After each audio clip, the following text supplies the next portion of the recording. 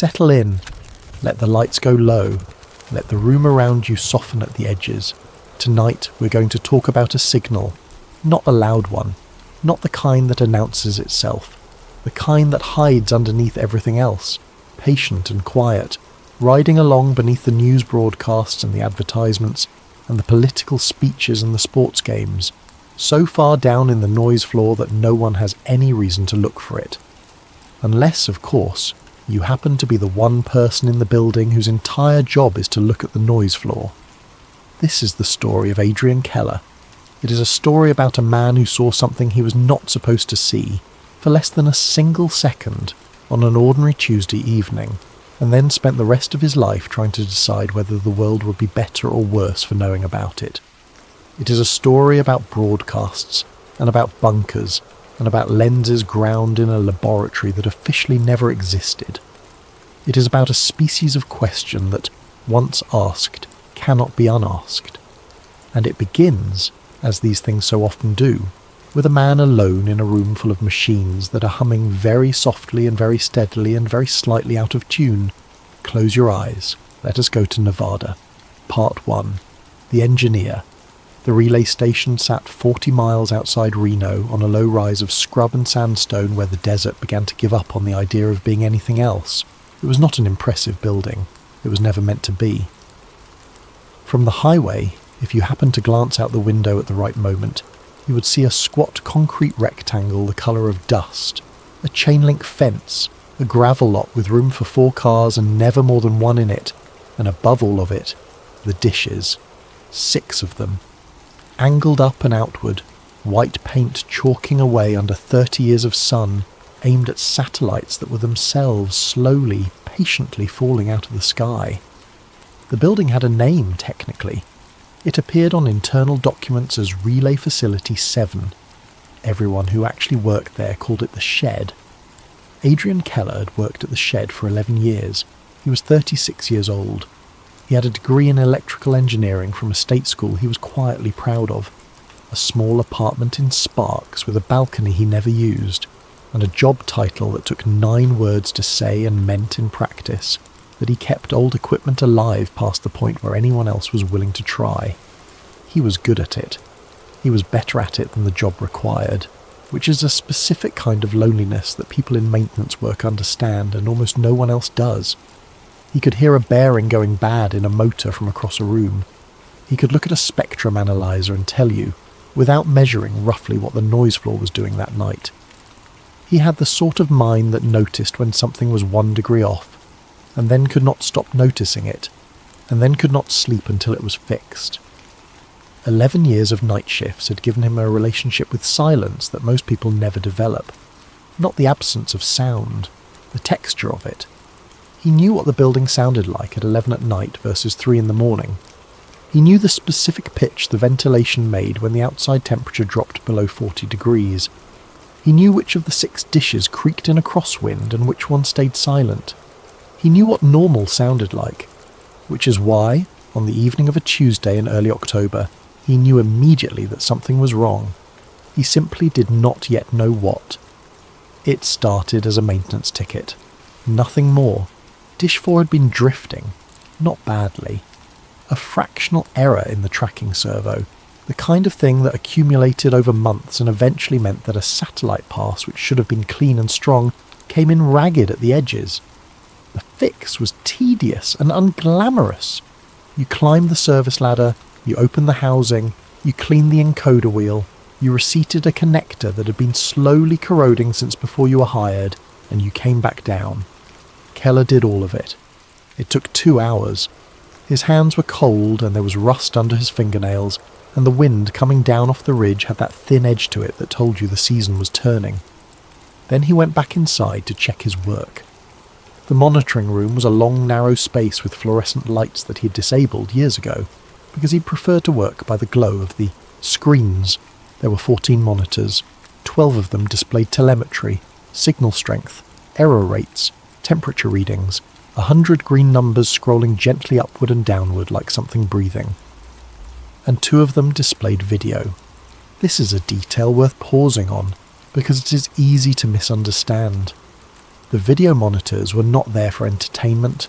They were there because the relay station carried commercial broadcast traffic, and the simplest way to verify that a channel was passing cleanly was to look at it.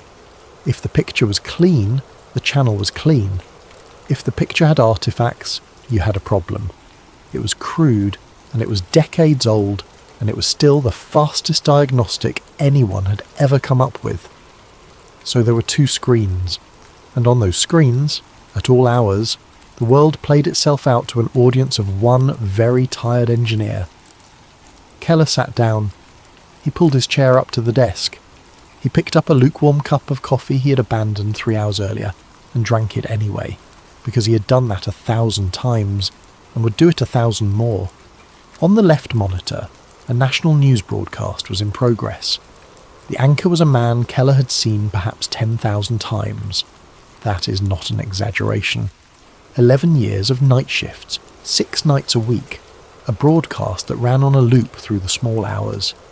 This man's face was as familiar to him as the faces of his own family. More familiar, if he was honest, and he was too tired to be anything else. The anchor had a particular way of tilting his head when he transitioned between stories. He had a specific gesture with his left hand, a small flattening motion that he made when he wanted to signal that a subject was serious. He had a tick where he touched the corner of his mouth during commercial breaks, which the audience never saw but Keller had seen constantly, because the raw feed did not cut away.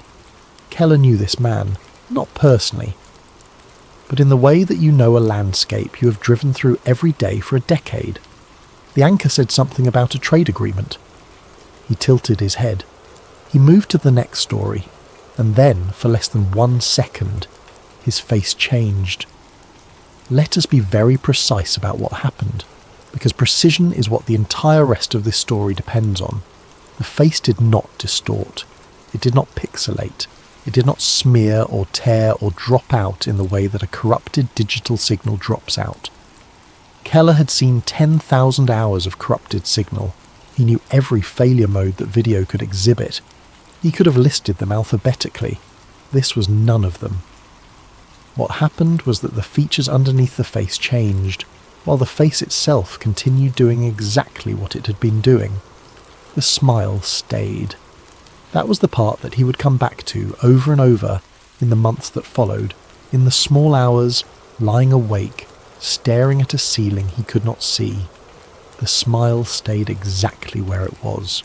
It did not falter, it did not flicker, it held its shape with perfect confidence, but the eyes behind it had gone deep and hollow, sunk back into a skull that had suddenly become visible under skin gone the colour of old paper. And the expression, the actual expression, underneath all the practiced television warmth, was not an expression at all. It was nothing.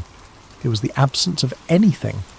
A face performing the mechanics of a human being without any human being present behind it.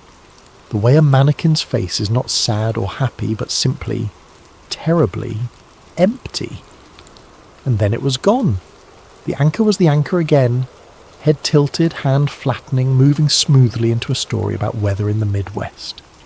Keller did not move. He sat in a dark room in the glow of 14 monitors, and he did not move for what he later estimated was somewhere between 40 and 60 seconds. Then he did what any competent engineer would do. He assumed the problem was his. Because here is the thing about people who fix machines for a living. They do not, as a rule, believe in the supernatural. They believe in loose connectors. They believe in thermal drift. They believe in the fact that 99% of impossible events are actually possible events that have been misunderstood by a tired person at 2 a.m. So Keller began to troubleshoot. He checked the monitor. He swapped it for the spare. The problem, whatever it had been, did not recur, but he did not expect it to. He checked the cable. He checked the connector. He checked the demodulator, then the amplifier, then the feed horn on the dish he had spent 2 hours servicing, because obviously, this was his own fault. He had disturbed something. He had knocked a connection loose. He had introduced a fault while fixing a different fault, which is the oldest and most humiliating failure in the entire history of maintenance work. He tore the signal chain apart and rebuilt it. It took him until dawn. He found nothing. Every component tested clean. Every connection was solid. Every reading was exactly where it should have been. The signal path from the satellite to the screen was, by every measurement he could take, in better condition than it had been in years, because he had just spent an entire night obsessively cleaning it. He drove home as the sun came up over the Virginia range, the light coming in low and gold and hard, and he told himself that he had been tired, that he had been staring at screens for 11 hours, that the human visual system does strange things at the end of a long night, that he had seen a shadow and a scan line and a trick of exhaustion, and that this was the end of it. He believed himself for 6 days. Part 2. The Pattern. It happened again on the following Monday. Different broadcast, different network. A political speech, carried live. A senator standing at a podium in front of a wall of flags, saying the kinds of things that senators say in front of walls of flags. And for less than a second, the man at the podium was not a man. The same hollowing. The same paper-coloured skin stretched too tight over a bone structure that was almost right and not right at all. The same absence behind the eyes. And again the same smile, holding steady, doing its work, entirely unbothered by the fact that whatever was wearing it had briefly, catastrophically failed to render. This time Keller did not troubleshoot. This time he recorded. It is important to understand the resources that were available to him, because they were not the resources of an ordinary person, and this is the entire reason the story does not simply end here. Adrian Keller was not a man with a phone camera and a conspiracy blog. He was a satellite communications engineer with unsupervised night access to a facility containing several $1 million of signal analysis equipment. He could capture raw feeds at the bit level. He could store them. He could examine any individual frame down to its component data. He could compare the signal as it arrived from the satellite against the signal as it left the building, and against the signal as it appeared on the screen. And he could tell you the difference between those three things down to a precision that most people cannot imagine. He had, in other words, exactly the tools required to determine whether he was losing his mind. So he began to gather data. He started with a simple question. Was the anomaly in the signal, or was it in his head? The answer came back within a week, and it was the first genuinely frightening thing that happened to him, because the answer was neither. The anomaly was in the signal. He could find it. It was there, in the captured data, sitting in the file, reproducible. He could play it back, frame by frame, and watch the anchor's face hollow out and then fill back in. But when he ran the file through analysis, the anomalous frames were not corrupted. There was no error. There was no data loss, no dropped packet, no misplaced bit. The frames in which the anchor's face became something else were, by every technical measure available, exactly as valid as the frames on either side of them. The broadcast was not glitching. The broadcast was doing exactly what it was supposed to do. Keller sat with that for a long time. He was by nature a methodical man, and methodical men respond to fear by making lists. So he made a list. He wrote it by hand, on a yellow legal pad, in the monitoring room, at 4 a.m, in handwriting that got steadily worse as the entry got longer. The list had a title. He wrote it at the top and underlined it twice. Observed anomalies. And then he began, night after night, to fill it in. Over the following 7 weeks, Adrian Keller documented 143 separate incidents. He found them in national news broadcasts. He found them in local news broadcasts. He found them in advertisements, particularly advertisements for banks and pharmaceutical companies and insurance providers, which he noted and did not yet know what to do with. He found them in political speeches at every level, from a presidential address down to a city council meeting in a town of 11,000 people that had no business being carried on the relay at all. He found them in live sporting events. That one disturbed him more than he could easily explain. There was something about watching a man in a suit on the sideline of a football game, a man whose only job was to look concerned and shout at people, hollow out into that same paper-skinned emptiness for 4 frames and then come back. That made Keller put down his coffee and press the heels of his hands into his eyes until he saw colours. He found them in social media streams. He found them in streaming platforms. He found them in corporate earnings calls that were broadcast for reasons of regulatory compliance to an audience of approximately nobody. He found them everywhere. And here is what he found underneath all of it. When he stopped looking at the pictures and started looking at the data, every single anomaly appeared on the same narrow frequency band. Not the same channel, not the same network, not the same satellite, the same band. A slim, unremarkable slice of the electromagnetic spectrum, so narrow that it barely registered as anything at all, riding along underneath the actual broadcast content like a passenger nobody had bought a ticket for. Keller mapped it. He plotted it. He built, over the course of 3 sleepless weeks, a spectral analysis so detailed that a colleague who saw it on his screen assumed he was doing contract work for someone and asked, jokingly, whether he was getting paid extra. He was not getting paid extra. He was, at that point, no longer entirely sure what he was doing. The band was there in every anomaly. It was there in every broadcast he checked, whether an anomaly appeared or not. It was always on. It was always transmitting. And it carried no content that any of his equipment could identify. Not audio, not video, not data in any encoding scheme he could recognise, and he could recognise a great many.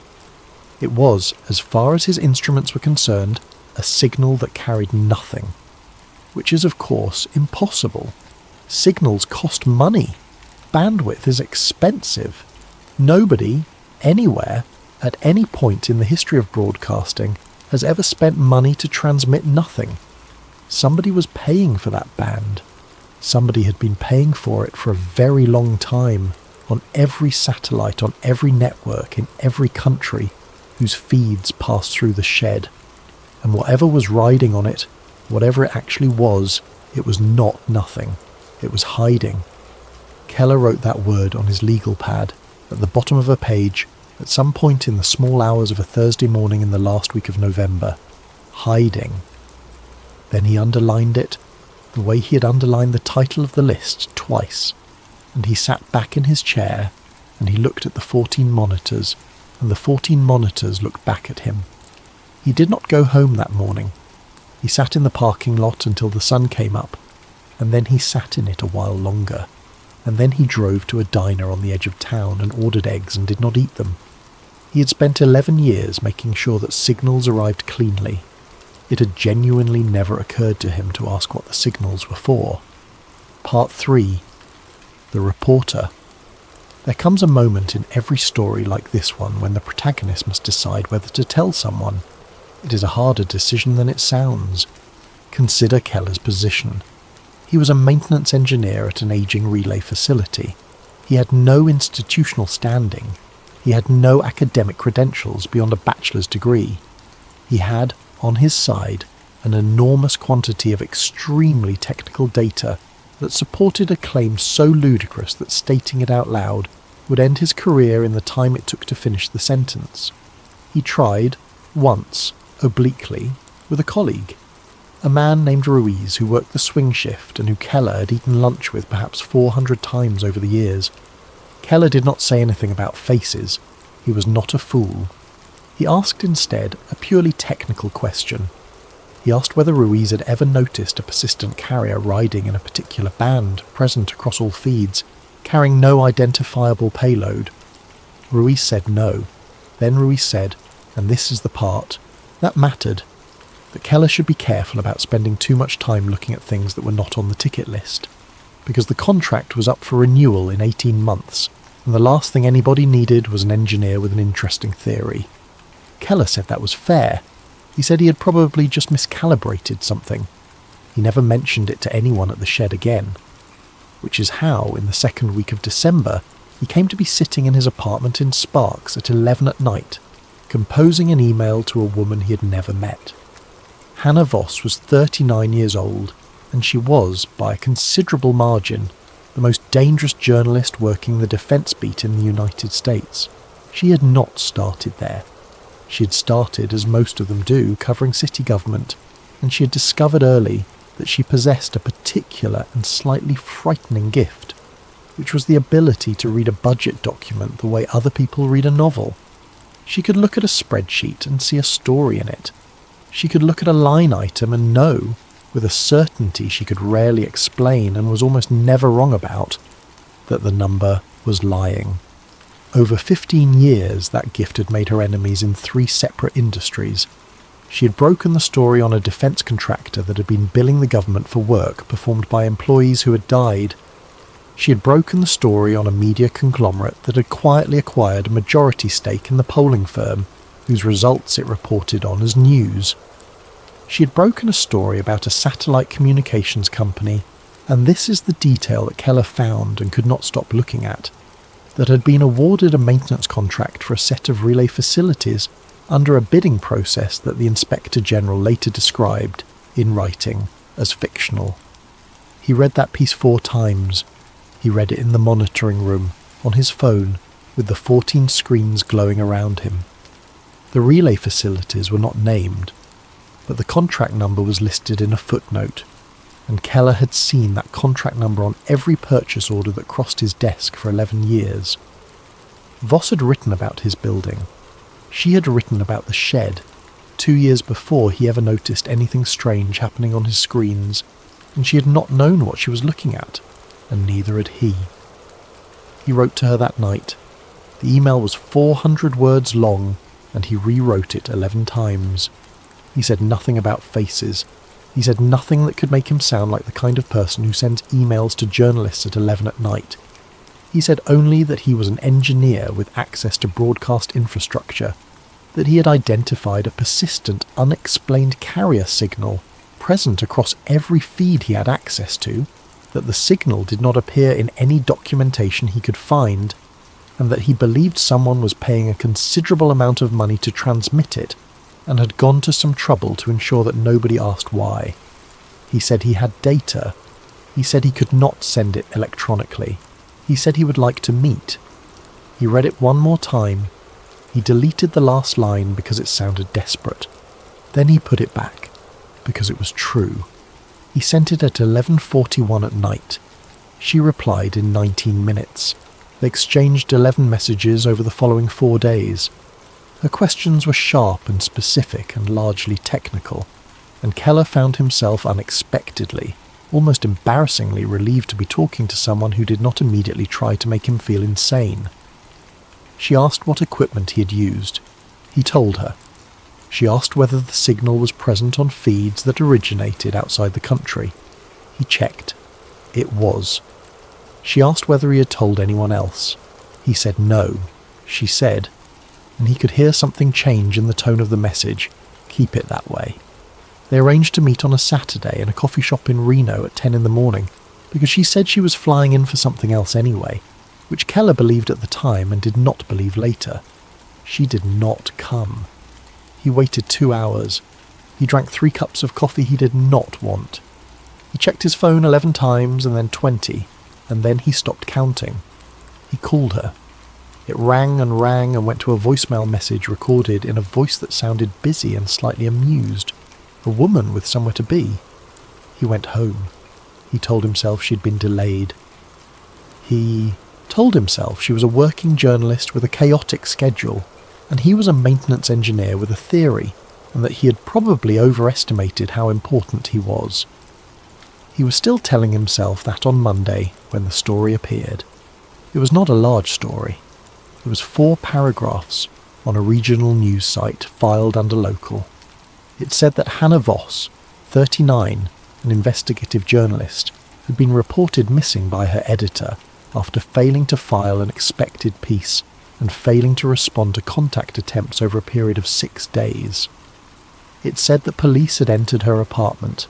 It said, and Keller read this sentence perhaps 50 times over the following weeks, that there were no signs of struggle.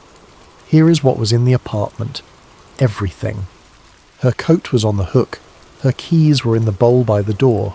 Her shoes were lined up against the wall in the specific way that people who live alone line their shoes up, which is to say without any thought at all.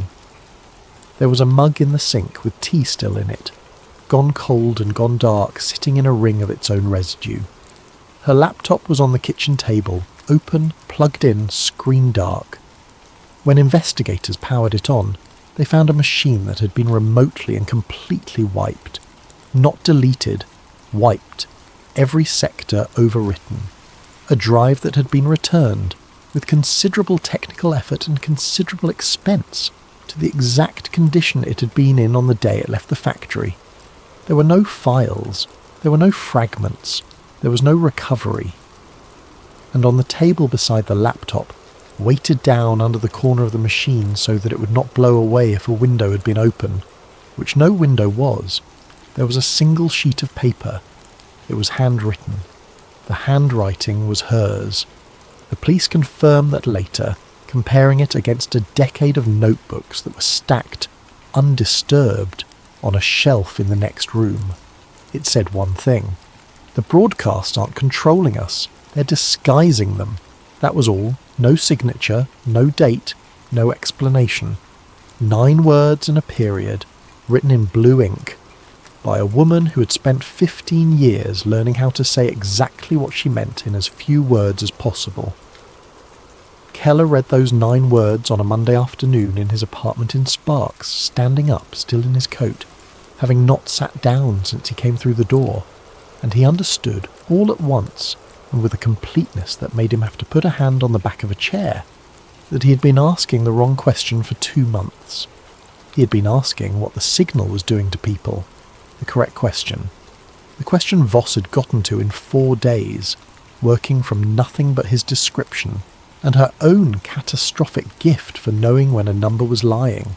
The question that had gotten her a wiped laptop and an empty apartment, and a mug of cold tea in the sink.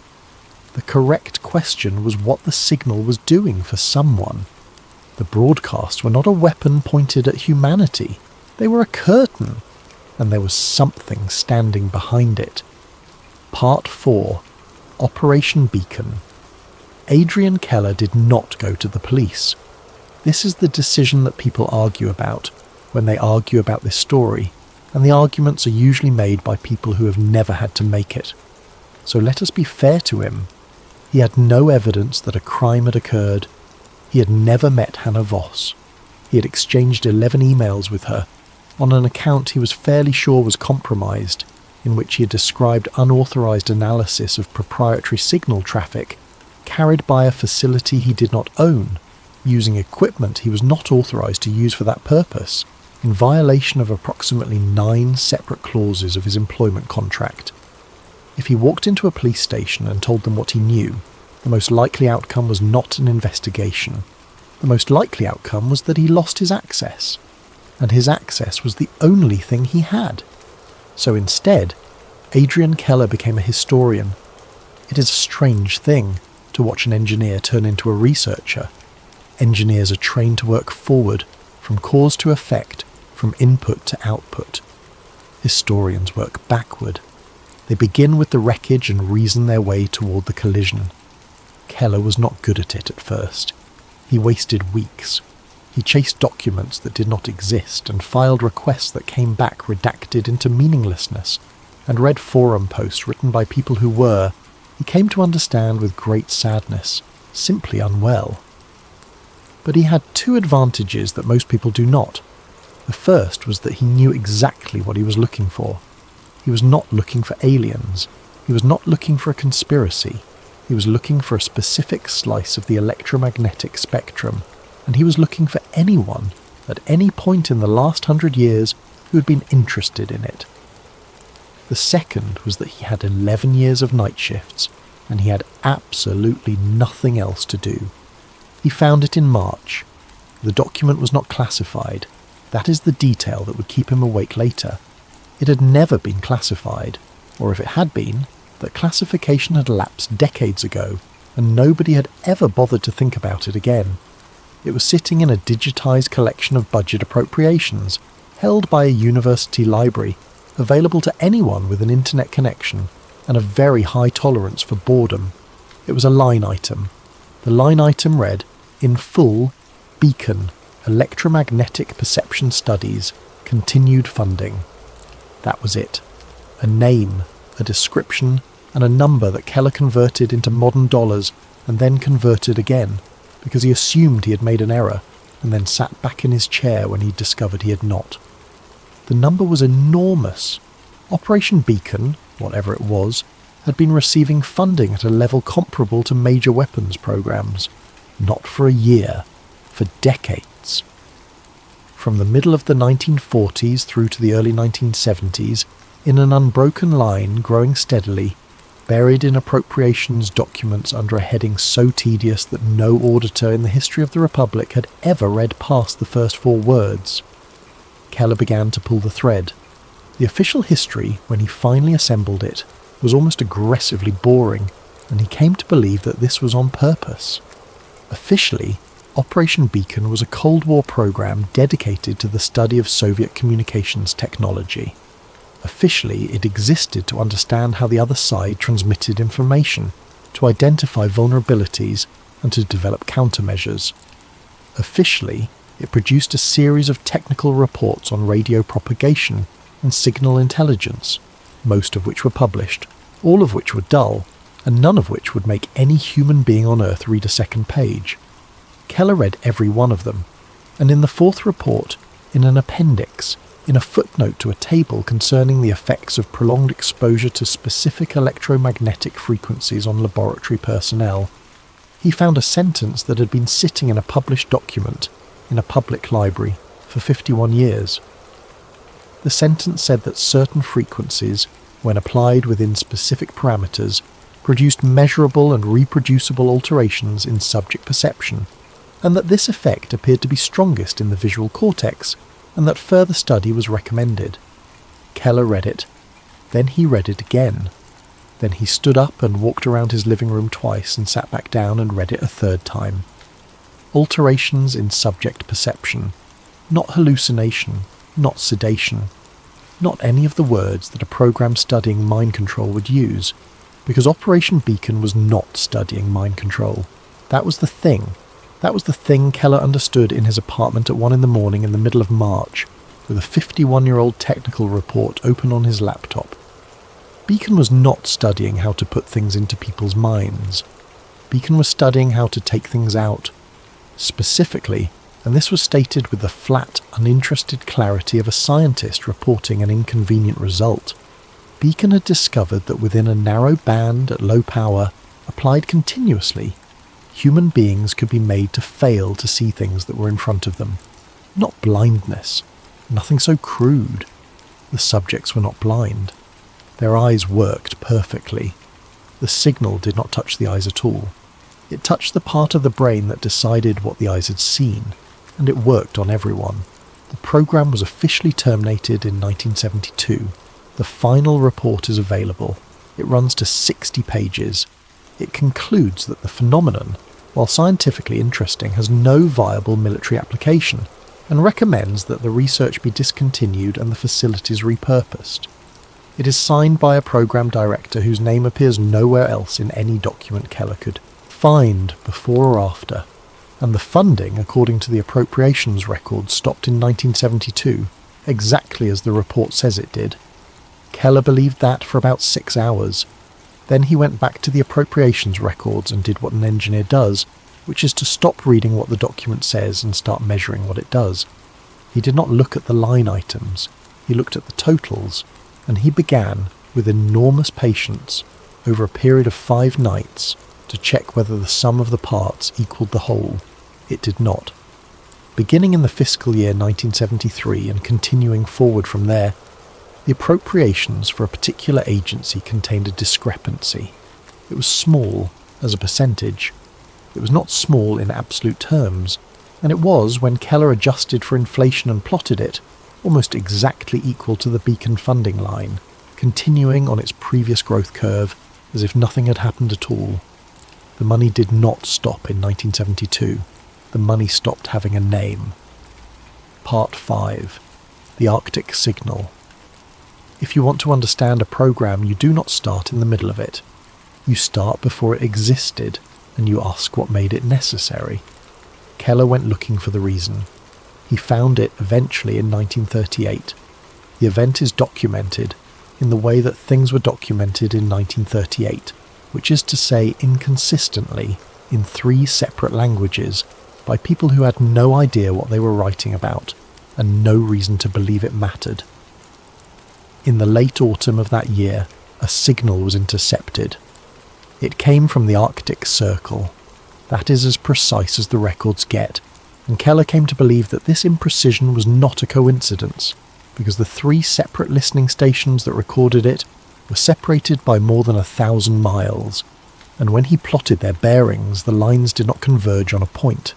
They converged on a region, a wide one, which is what happens when a signal is not coming from a single transmitter. It is what happens when a signal is coming from everywhere at once.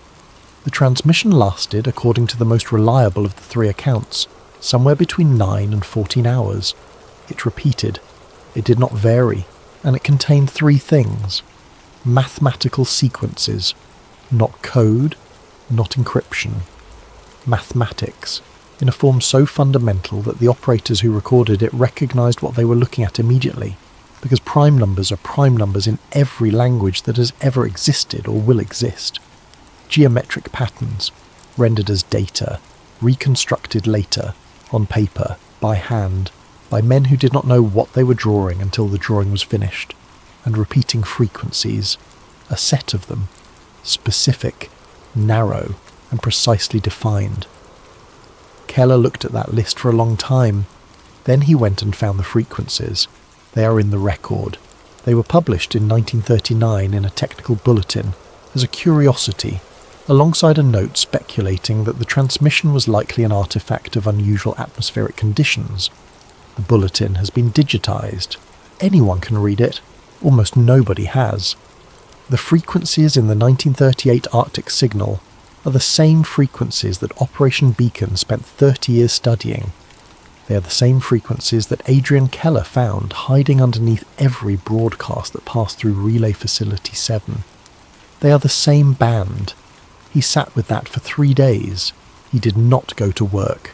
He called in sick, which he had done perhaps 4 times in 11 years, and he sat in his apartment with the blinds drawn, and he tried to construct any explanation that did not require the world to be different than he had understood it to be. He could not. Here is what the record shows, and the record is not in dispute, and this is the part that Keller found the hardest to bear, because it is not hidden. It has never been hidden. It is simply boring, and being boring has protected it more effectively than any classification ever could. A signal was received in 1938. Within 18 months, 6 of the researchers who had worked on it disappeared from the public record. Not died, disappeared. Their publications stop.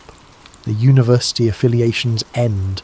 Their names appear on no further papers, no obituaries, no census records that Keller could locate. They simply cease. Within 4 years, a program was created to study the frequencies contained in that signal. That program ran for 30 years, consumed an amount of money that Keller could not stop thinking about, and concluded, officially, that the frequencies had no useful application. And then it kept running for another 50 years without name. And at the end of all of that, in an equipment shed 40 miles outside of Reno, an engineer found those same frequencies riding underneath every broadcast in the world, continuously, at low power, applied to everyone, forever. Beacon did not build the frequency.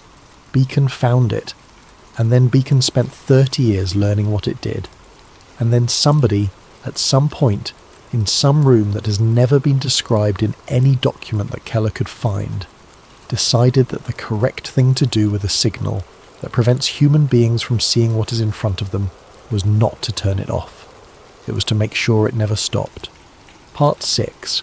The Visitors. The scientists of Operation Beacon reached their conclusion in the summer of 1961. We know this because of a single document, a memo, which Keller found not in an archive but in an estate sale listing, photographed badly, sold as part of a lot of miscellaneous papers belonging to a physicist who had died in 1994 and whose family did not know what they had. The memo is 1 page. It is unsigned. It is addressed to a program director by initials only, and it consists, in its entirety, of a summary of a finding and a recommendation. The finding is this: the signal, the memo says, is not a message. The scientist had spent 23 years operating under an assumption so natural that nobody had ever thought to examine it. The transmission was received. Transmissions carry information. Therefore, the transmission was trying to tell us something, and the task was to work out what.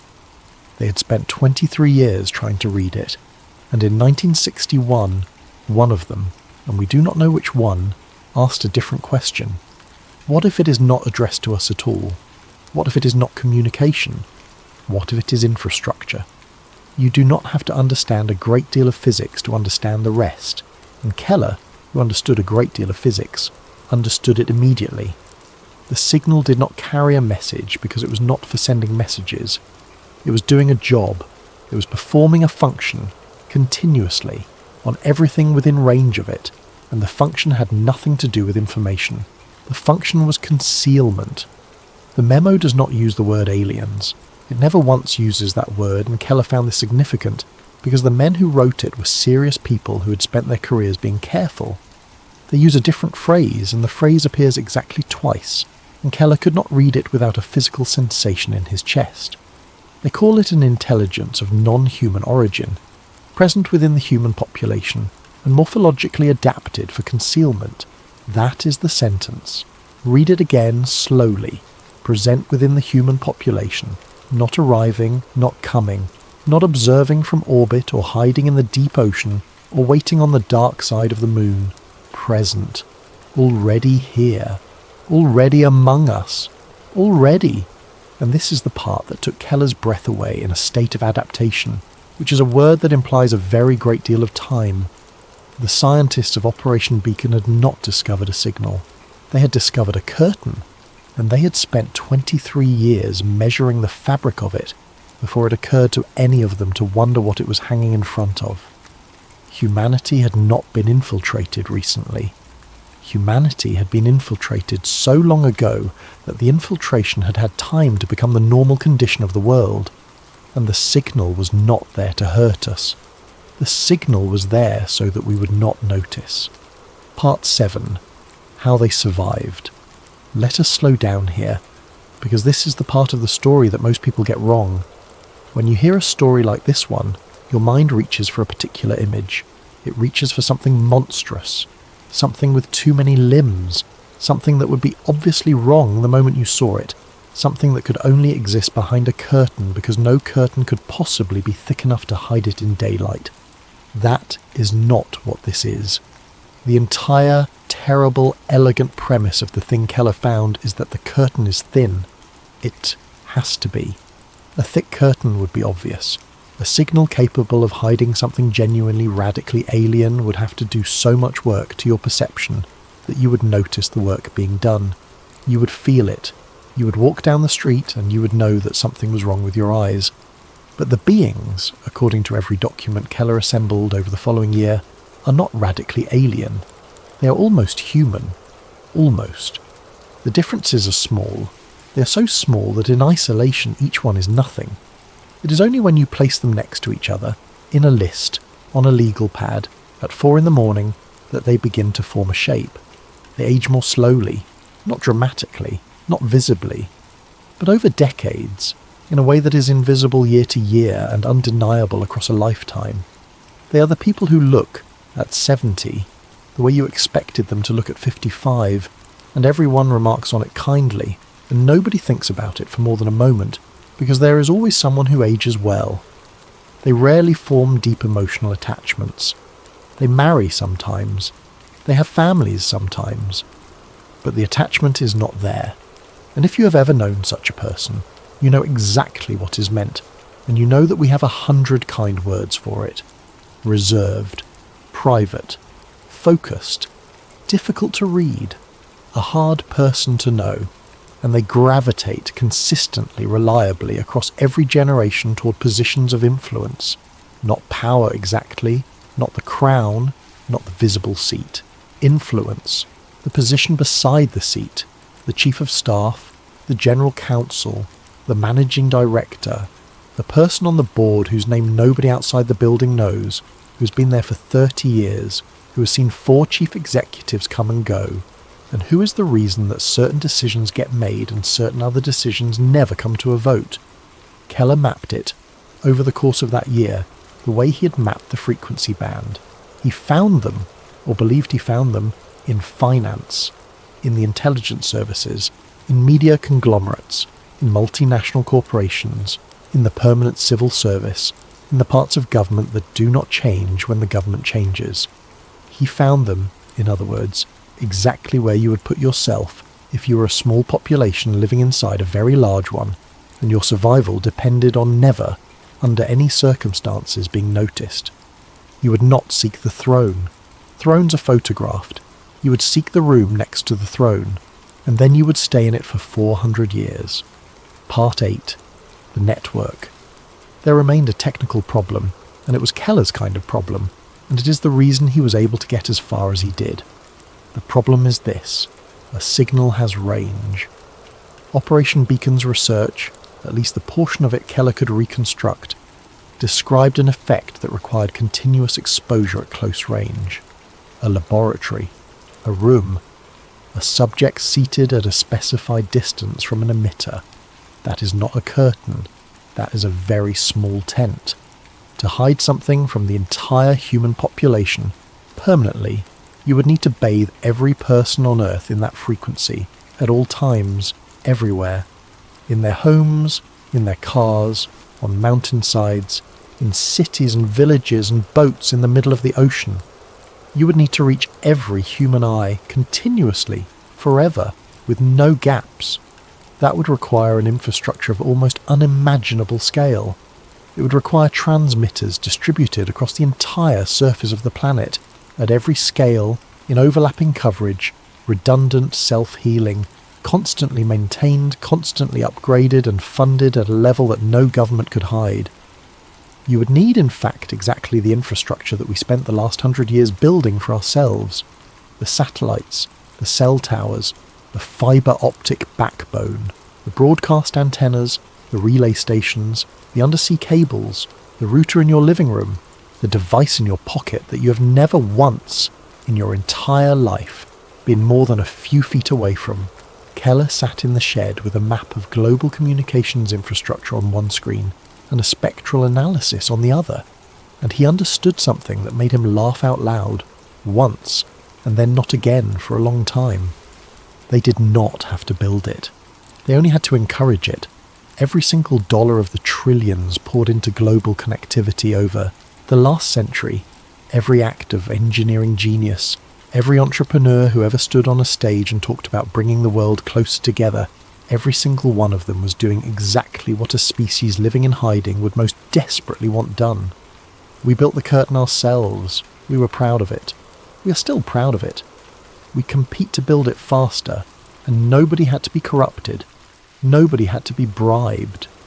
That is the part that Keller found most difficult, sitting in the dark, watching the green numbers scroll.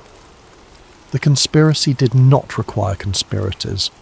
It required only that a handful of people, in a handful of rooms, in every generation, quietly ensure that a certain narrow band be reserved and never audited and always carried, and the rest of us did the work, enthusiastically, for free. Part 9. The lenses. The bunker was in Arizona. Keller found it the way he found everything, which is to say by cross-referencing property records against decommissioning schedules against a 50-year-old maintenance contract for a facility that was described, in the only document that mentioned it, as an optical fabrication annex. Optical fabrication. He drove down in April. It took him 9 hours. He did not tell anyone he was going because there was no longer anyone to tell. The facility was not guarded. That surprised him at the time and stopped surprising him later, when he understood how the whole thing worked. It was a concrete structure set into a hillside, its entrance half buried in 50 years of dirt and creosote, its door secured with a padlock that had rusted into a single solid mass, and that he removed with a pry bar in under 2 minutes. Inside it was dry, and it was cold, and it was almost entirely empty. Almost. There had been machines here once. He could see where they had stood, the pale rectangles on the floor where equipment had sat for decades and been removed. There were empty racks. There were cabinets with their doors hanging open. There were, on a bench in the back room, 4 coffee mugs, arranged in a row, dusty, ordinary, and Keller stood and looked at those mugs for a long time and did not touch them. And in a locked drawer, in a metal desk, under a stack of blank requisition forms, there was a case. It was the size of a hardcover book. It was made of steel and it was heavier than it should have been. It had a label on the top printed on a machine that no longer exists, and the label said only Beacon, Perceptual Correction Assembly, Unit 6. Inside the case was a pair of glasses. They were not beautiful. Keller had, in some part of his mind he was ashamed of, expected them to be beautiful. They were ugly and industrial, and they weighed close to a pound. The frames were heavy machined metal with a serial number stamped into the temple. The lenses were thick, greenish and layered, and when he held them up to the light he could see that they were not one lens but many, stacked, with hair-thin gaps between them, and something in those gaps that caught the light and moved. There was no user manual. There was no explanation. There was, folded once and tucked into the lid of the case, a single index card on which someone had written 6 words in pencil. Do not wear these in public. Keller sat down on the floor of an abandoned bunker in Arizona, with a pair of glasses in his hands, and he understood that he had reached the end of the part of this story where he could still turn around. He could put the case back in the drawer. He could drive 9 hours north. He could go back to the shed and fix the servo on Dish 4, which had begun to drift again, and he could work another 11 years and retire and be, in every way that anyone would ever be able to measure, a completely ordinary man who had lived a completely ordinary life. The signal would keep running whether he looked or not. He thought about Hannah Voss. He thought about a mug of cold tea sitting in a sink in an apartment where nothing had been disturbed. He thought about 9 words in blue ink. He drove back to Reno with the case on the passenger seat. He waited 3 days, and then, on a Thursday at 11 in the morning, standing at the window of his apartment in Sparks, looking out at a parking lot and a strip mall and a stretch of highway, and the mountains beyond, in ordinary daylight, in an ordinary week, Adrian Keller put on the glasses. Part 10. What he saw. The first thing that happened was nothing. That is worth saying, because it is the detail that would convince him later more than anything else. There was no shimmer. There was no ripple. The world did not tear open and reveal itself. The parking lot was still a parking lot. The cars were still cars. The asphalt was still cracked in the places it had always been cracked. The sky was the same sky. The mountains were the same mountains. And the light through his window fell across the floor at exactly the angle it always fell. For perhaps 4 seconds, Adrian Keller thought, with a relief so enormous that it made him lightheaded, that he had been wrong about everything. Then he looked at the billboard. There was a billboard across the highway. It had been there for as long as he had lived in that apartment. It advertised a bank. It showed a family standing on a porch, and it had 4 words on it in blue letters, and Keller had looked at that billboard perhaps 10,000 times, and had never once read it, because nobody reads billboards. That is not how billboards work. Billboards are not read. They are absorbed. Through the lenses, the billboard did not advertise a bank. There was no family. There was no porch. There were no blue letters spelling out the name of a financial institution. There was a single word in black filling the entire surface. Obey. Keller made a sound.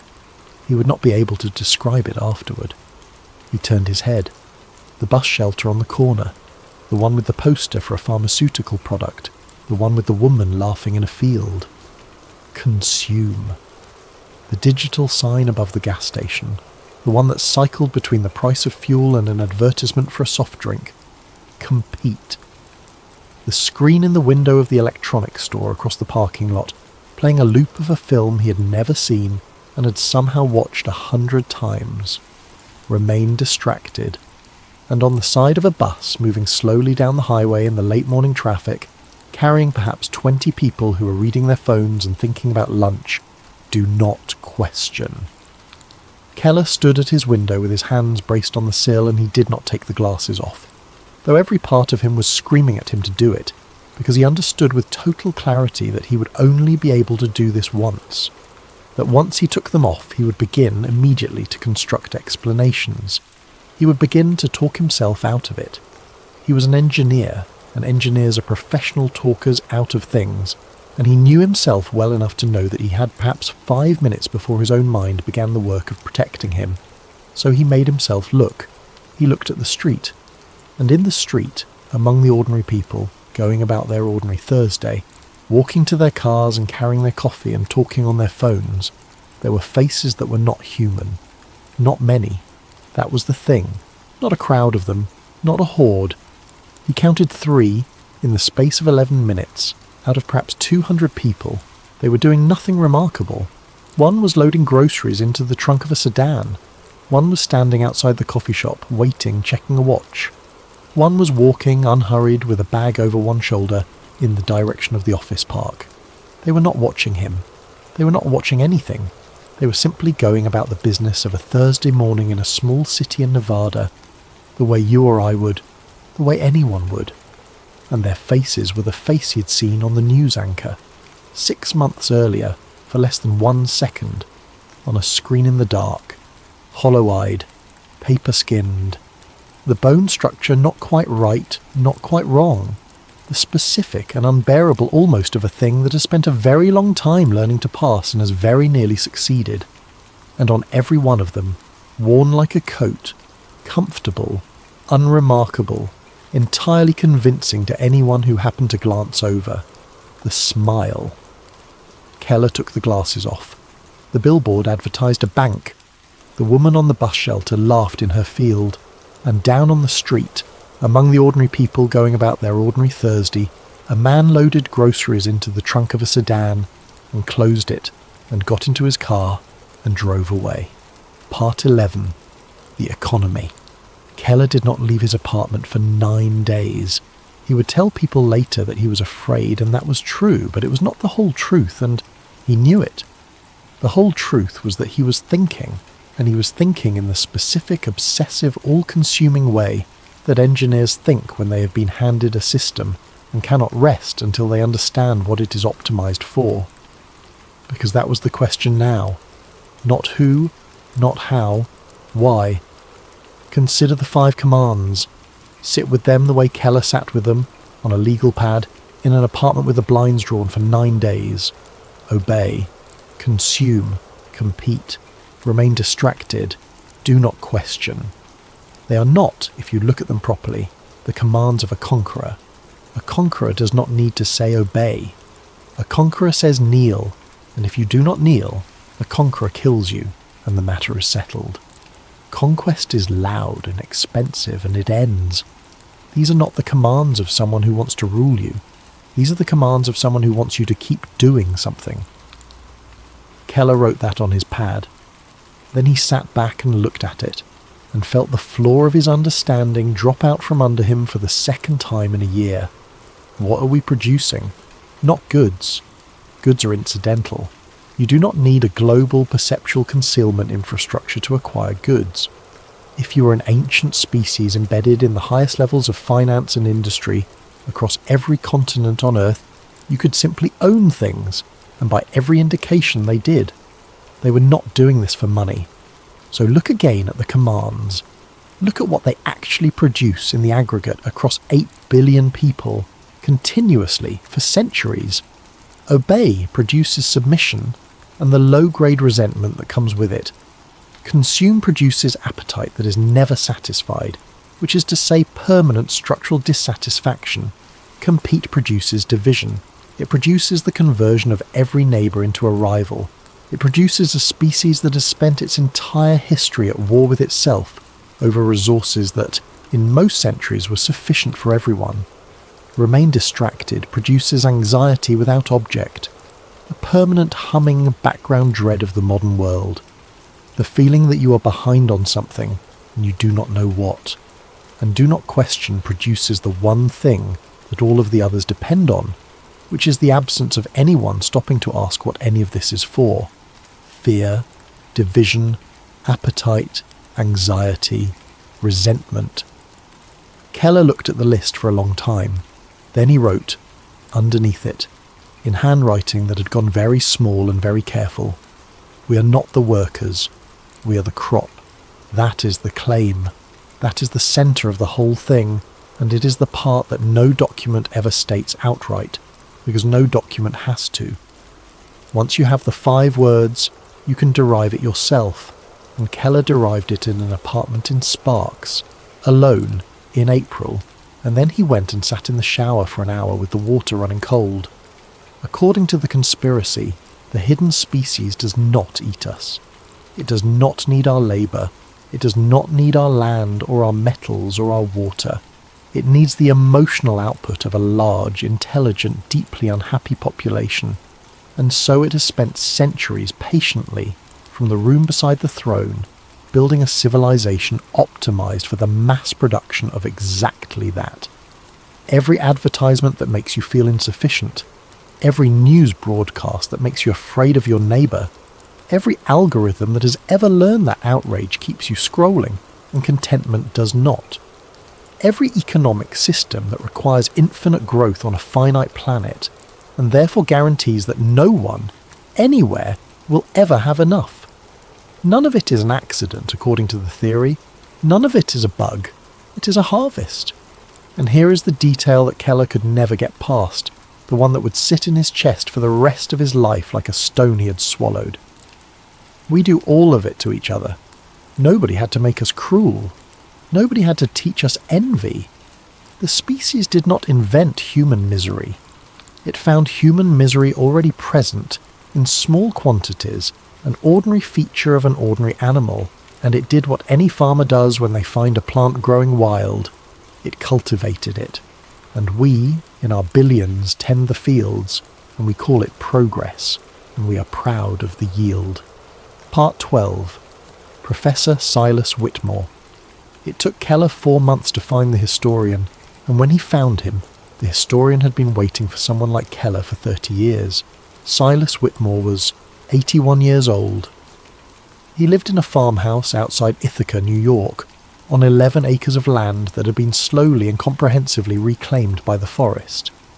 He had been, for a period of about a decade in the middle of his career, one of the most respected comparative mythologists in the English-speaking world. Then he had published a paper, and that had been the end of that. The paper was not sensational. Keller read it, all 60 pages before he ever drove east, and what struck him most was how careful it was. Whitmore made no claims. He advanced no theory. He simply laid out side by side in a series of tables that must have taken years to assemble, the mythological record of every major civilization on Earth, and he asked a question. The question was, why is it always the same story? Not similar. The same. Beings descend from the sky. This is not a European motif or an Asian motif or a Mesoamerican motif. It is all of them. It appears in cultures separated by oceans, by millennia, by every barrier that would prevent one people from borrowing an idea from another.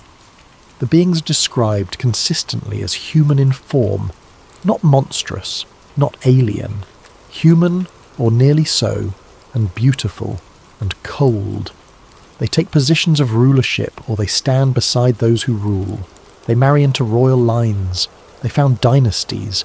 The kings and pharaohs and emperors of the ancient world do not merely claim to have been appointed by these beings. They claim to be descended from them. They live a very long time. They do not, in almost any account in any culture, express what we would recognize as love. And at some point in every one of these traditions, they withdraw. They go up. They go away. They become distant and inaccessible. And eventually they become gods, which is what happens to anything that stops being seen. Whitmore laid all of this out, and then, in his conclusion, he wrote one paragraph that ended his career. He wrote that scholars had spent 2 centuries explaining these parallels as archetypes, as the natural products of a shared human psychology, as the inevitable stories that a symbol-making animal will tell. And then he wrote that there was a simpler explanation, which the field had never seriously considered, and which he wished to place on the record. The simpler explanation is that they are eyewitness accounts. Keller sat with him for 6 hours in a farmhouse kitchen, with the light going gold and then orange and then gone. Whitmore made tea and did not drink it. He was thin, and his hands shook, and his mind was as sharp as a knife left in a drawer for 30 years and never once used. He said that he had been ridiculed, which he did not mind, and ignored, which he did. He said that the interesting thing about the myths is not what they contain, but where they stop. Every tradition, he said, records the arrival. Every tradition records the rule, and then every tradition records a departure, and after the departure there is nothing. The gods go away. They are silent. They no longer walk among us. And Whitmore had spent 30 years asking a question that nobody else thought was a question.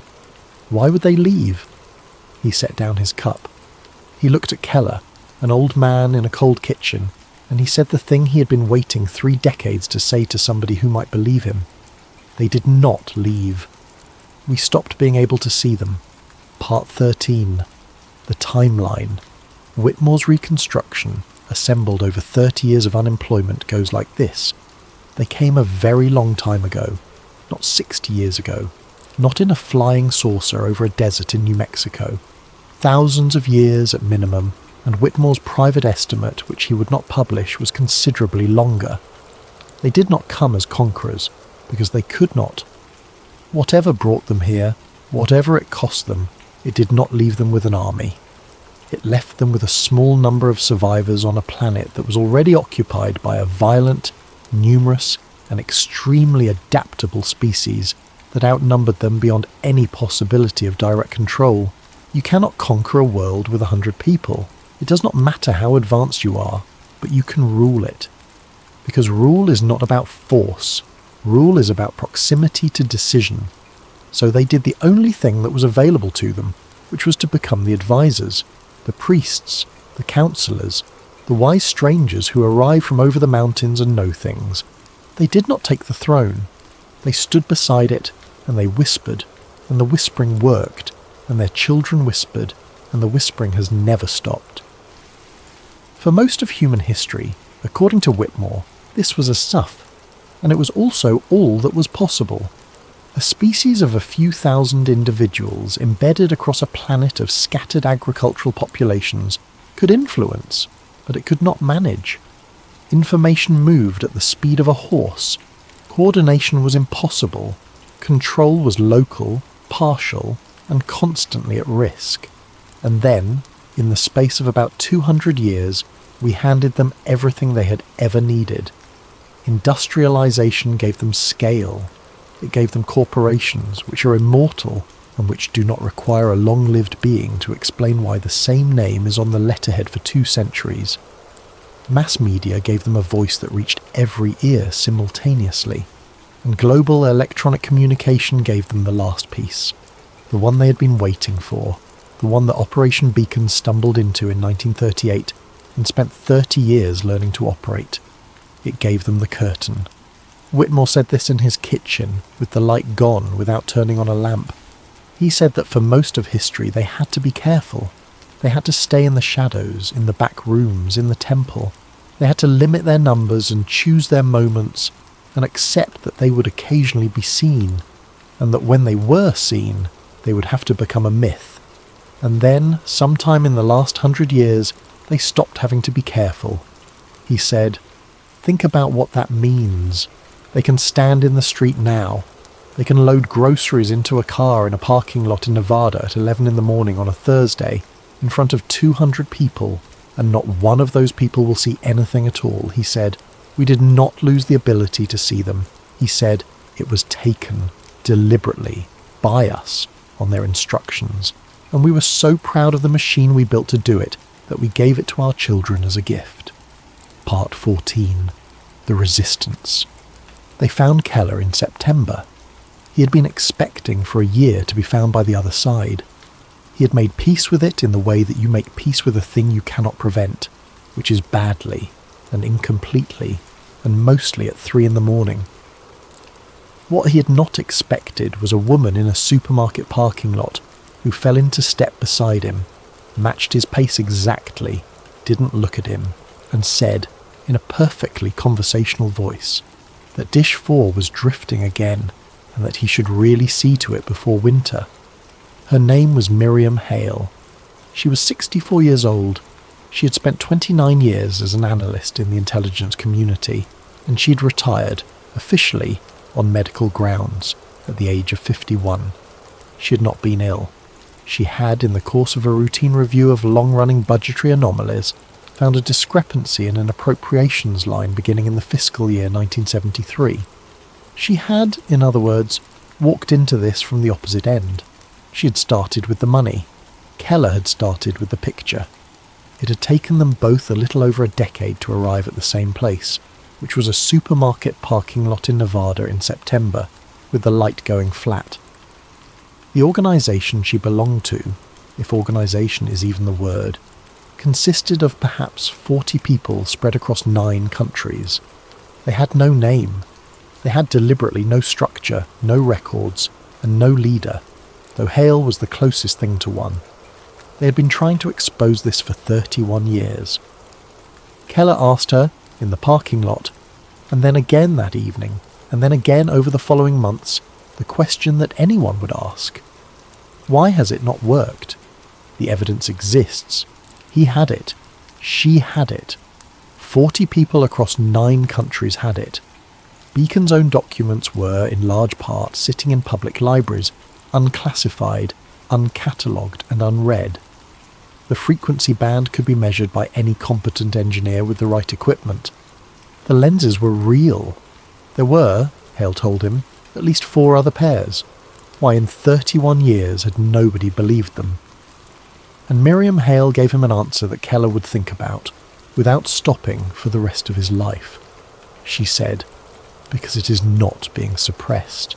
She said, that is what everyone gets wrong. Everyone assumes. There is a machine somewhere, hiding this, deleting the files, silencing the witnesses, and there is a little of that occasionally, and we have lost people to it, and you know that better than most. But it is not the mechanism. It is not how the secret is kept.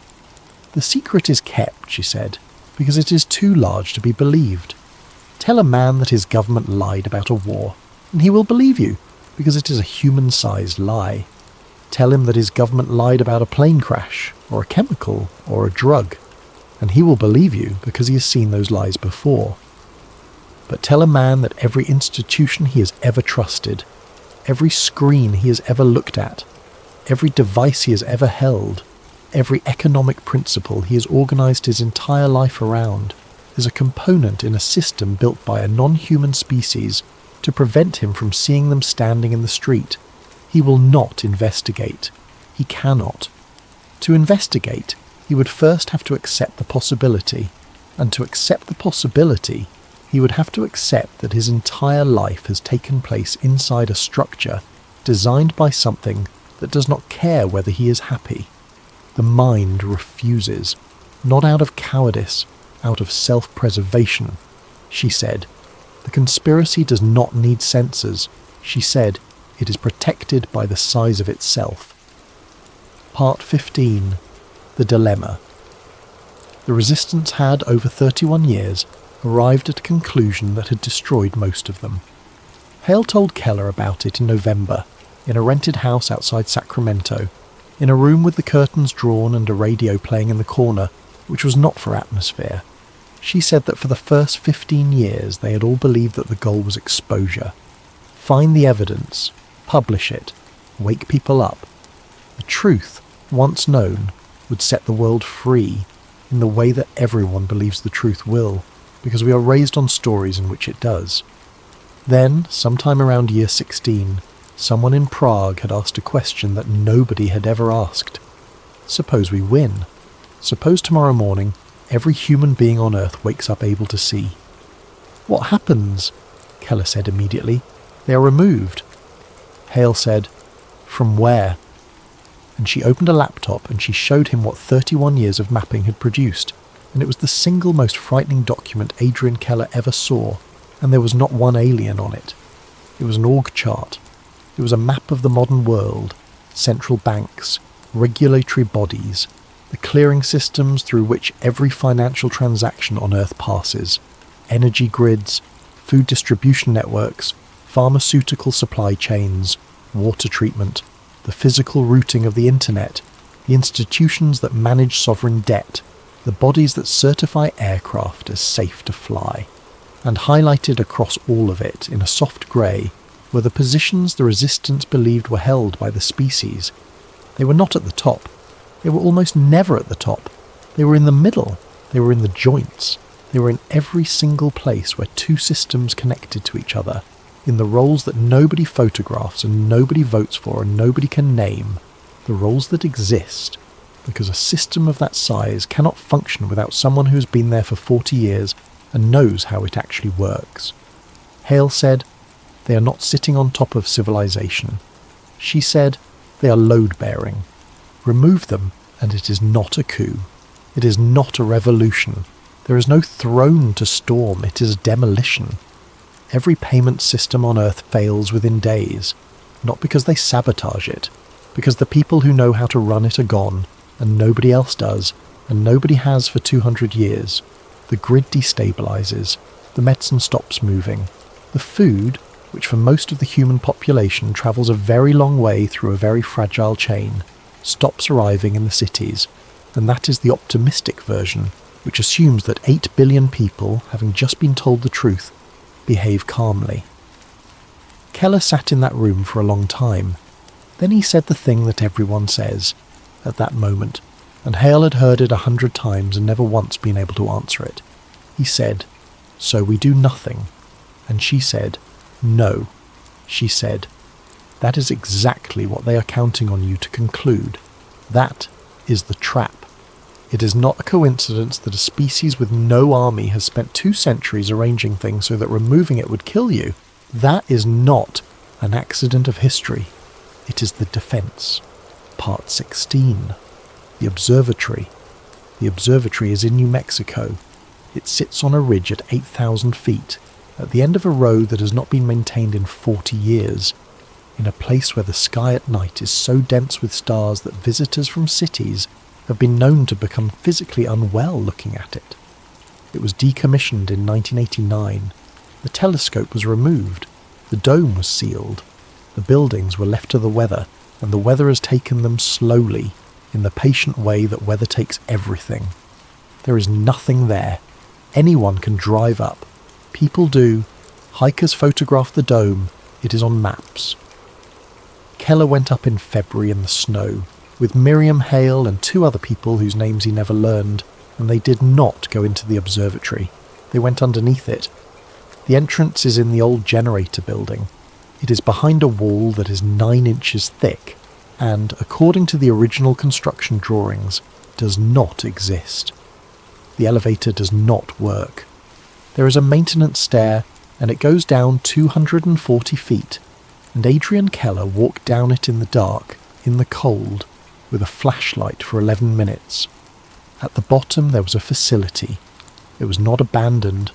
That was the first thing. It was cold, and it was very quiet, and there was no one in it. But the air was moving, and the emergency lighting was on, and somewhere very far away something was running, and had been running for a very long time. Keller stood in a corridor 240 feet under a mountain in New Mexico, and he understood that he was inside the thing itself. What they found in that facility took 4 days to photograph and 11 months to understand, and Keller would spend the rest of his life failing to explain it to anyone in a way that captured what it was like to stand in it. But the core of it, the finding, the thing that broke him open, was in a room that was clearly a records office, in a set of files that had not been hidden at all, because there was no one down there to hide them from. The files were not a plan. They were a history, and they were not written by us. Adrian Keller had believed for 2 years that he understood what he had found. He believed he had found a predator. He believed he had found a species that had descended on a defenseless world and farmed it. What he found in that room, 240 feet underground, was the record of a people who arrived here dying. They came from somewhere else.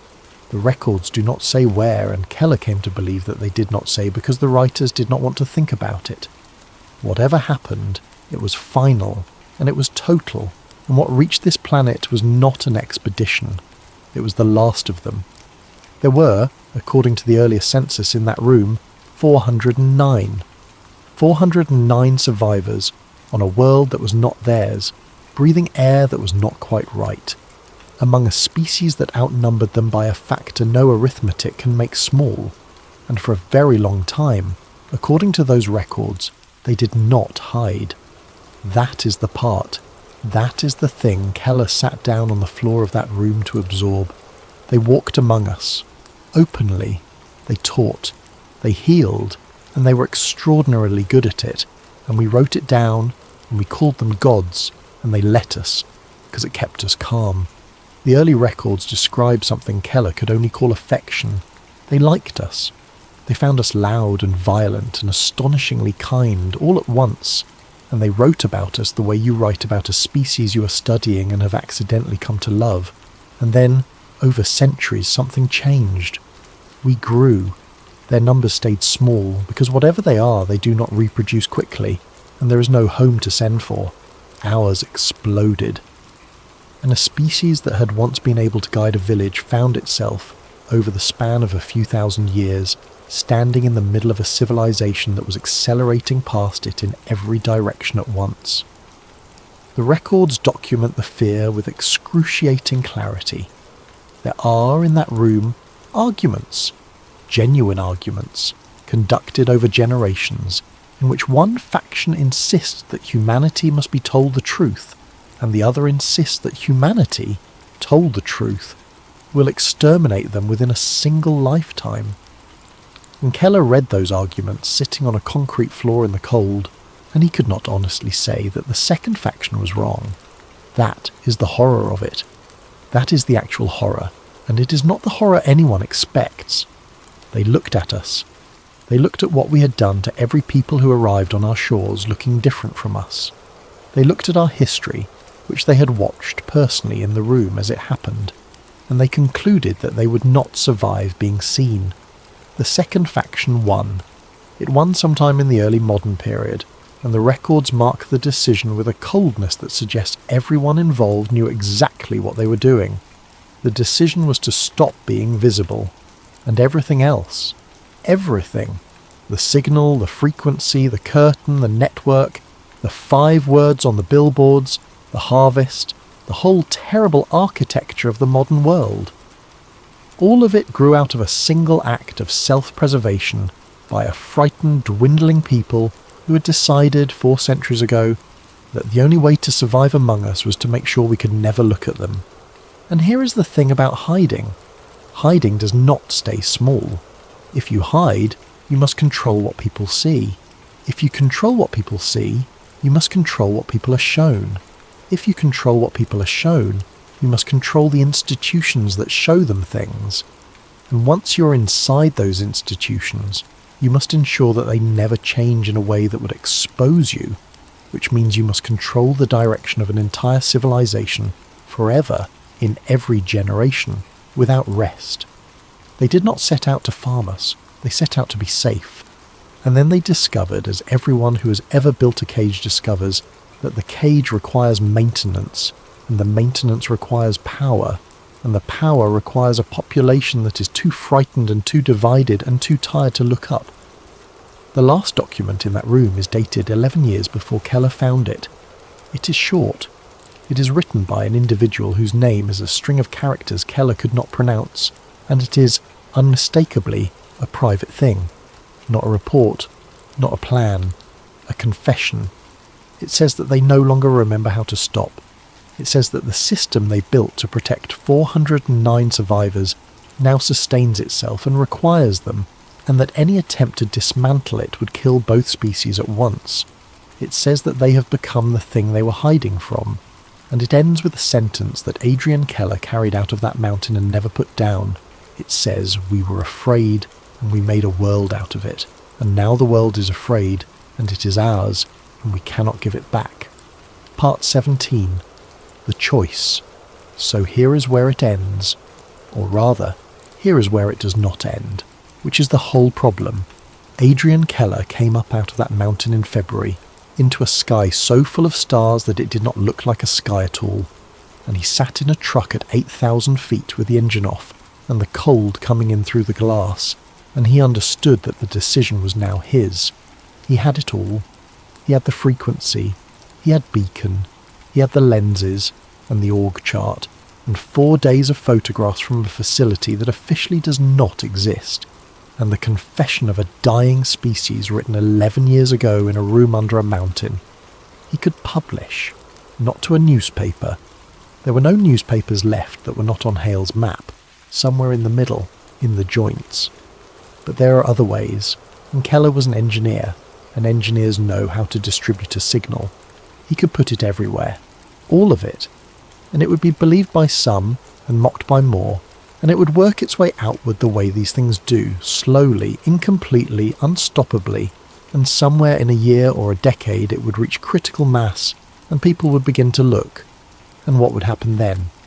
Best case, according to Miriam Hale, who had spent 31 years modelling it, and who said this to him in a rented house with a radio playing in the corner, the global panic, a collapse of every financial and logistical system on Earth, and a species-wide pogrom against a population of beings, most of whom have never done anything but the job in front of them, most of whom were born here, most of whom have never known any other world, and have no more choice about what they are than you have about what you are. Worst case, she said, is worse. Or, he could do nothing. He could burn the photographs and drop the lenses down a mine shaft and drive back to Nevada and fix the servo on Dish 4, which was drifting again, badly now, and would need a full replacement before spring. He could let the world go on, fed and lit and connected and comfortable and afraid, governed from the room beside the throne by frightened refugees who cannot stop, and people would live and die and never know, the way they have lived and died and never known for 400 years, and the harvest would continue, and children would be born into it, and they would call it life, because it is the only life there is. Keller sat in the truck at 8,000 feet. There was no third option. That is what he kept looking for, and what he could not find, and what nobody in 31 years had ever found, and what you will not find either, though you will try in a few minutes, when the room is dark and this voice has stopped, and you are lying there with your eyes closed and your mind going in circles. Expose it, and you kill the world to free it. Preserve it, and you keep the world alive inside a lie. He never told anyone what he chose. That is the last verified fact in this story. Adrian Keller drove down off that ridge on a Tuesday morning in February, and he was seen at a gas station in Socorro at 9 in the morning, and after that, the record ends. He did not return to the shed. His apartment in Sparks was found, 11 days later when the rent went unpaid. His coat was on the hook. His keys were in the bowl by the door. There was a mug in the sink, and his laptop was on the kitchen table, open, plugged in, screen dark, and every sector of it overwritten, returned with considerable effort and considerable expense to the exact condition it had been in on the day it left the factory. Whether he did that himself, we do not know. We know only that there was no note this time. 9 words in blue ink, and then nothing at all. Reflection. Now. Before you go, let me say the only honest thing there is to say about a story like this one, which is that it is a story. There is no Adrian Keller. There is no Operation Beacon, no bunker in Arizona, no facility under an observatory in New Mexico. Nobody in 1938 recorded a transmission from the Arctic that has been hiding underneath every broadcast in the world ever since. You may sleep on that if it helps, and I hope it does, but I want to leave you with the reason a story like this works. Because it does work. It has kept you here, all this way, and it will follow you a little way into the dark, and it is worth understanding why. It works because you already knew, not about them, there is no them, but about the shape of it. You already knew that a great deal of what you look at every day is engineered to make you feel insufficient. You already knew that the news is built to frighten you, and that the frightening works better than the truth. You already knew that somewhere, in a building you will never enter, somebody has run the numbers and discovered that your dissatisfaction is more valuable than your peace. You knew that. Everyone knows that. It is not hidden. It has never been hidden. It is printed in the annual reports of publicly traded companies. And that is the actual quiet, unbearable thing at the bottom of this story, and it is not about aliens. It is that you do not need a hidden species to explain the world you live in. We built the machine. We are still building it. There is no curtain and no lens and no frequency, and the billboards do not say obey, and they do not have to, because they have found something that works better than obey. And in the story, at the end, in a room under a mountain, a dying people write a confession that says, "We were afraid, and we made a world out of it." Which is not, if you think about it, a sentence about aliens at all. So here is the question, and then I will let you sleep, and I want you to take it down with you into that quiet place where the thinking goes soft at the edges and stops being thinking and becomes something else. Adrian Keller sat in a truck at 8,000 feet and could not find a third option. But he was looking for a way to take something apart. And the thing is, the machine we actually live inside, the real one, the one with no aliens in it, does not have to be taken apart at all. It only has to be looked at. That is the whole trick. That is the only lens there has ever been. Not glass. Attention. The simple, ordinary, entirely available act of stopping for one moment in front of the thing that is trying to make you afraid and asking who benefits. Nobody has to hide anything from you. They only have to keep you moving too fast to notice, and you're not moving fast right now. You're lying still in the dark with the day behind you and nothing being asked of you at all, and the machine, whatever it is, does not have you. Not here, not now, not tonight. So let it go. Let the frequency hum on out there without you. Let the billboards say whatever they say to an empty street. Let the whole vast humming architecture of everything run on, all night, without your attention, without your fear, without your participation. You're allowed to put it down. You have been carrying it all day, and you are allowed to put it down. And when you wake, the world will still be there, and it will still be strange, and you will still be the one thing in it that gets to decide what you look at. But that is tomorrow. For tonight, there is nothing left to see.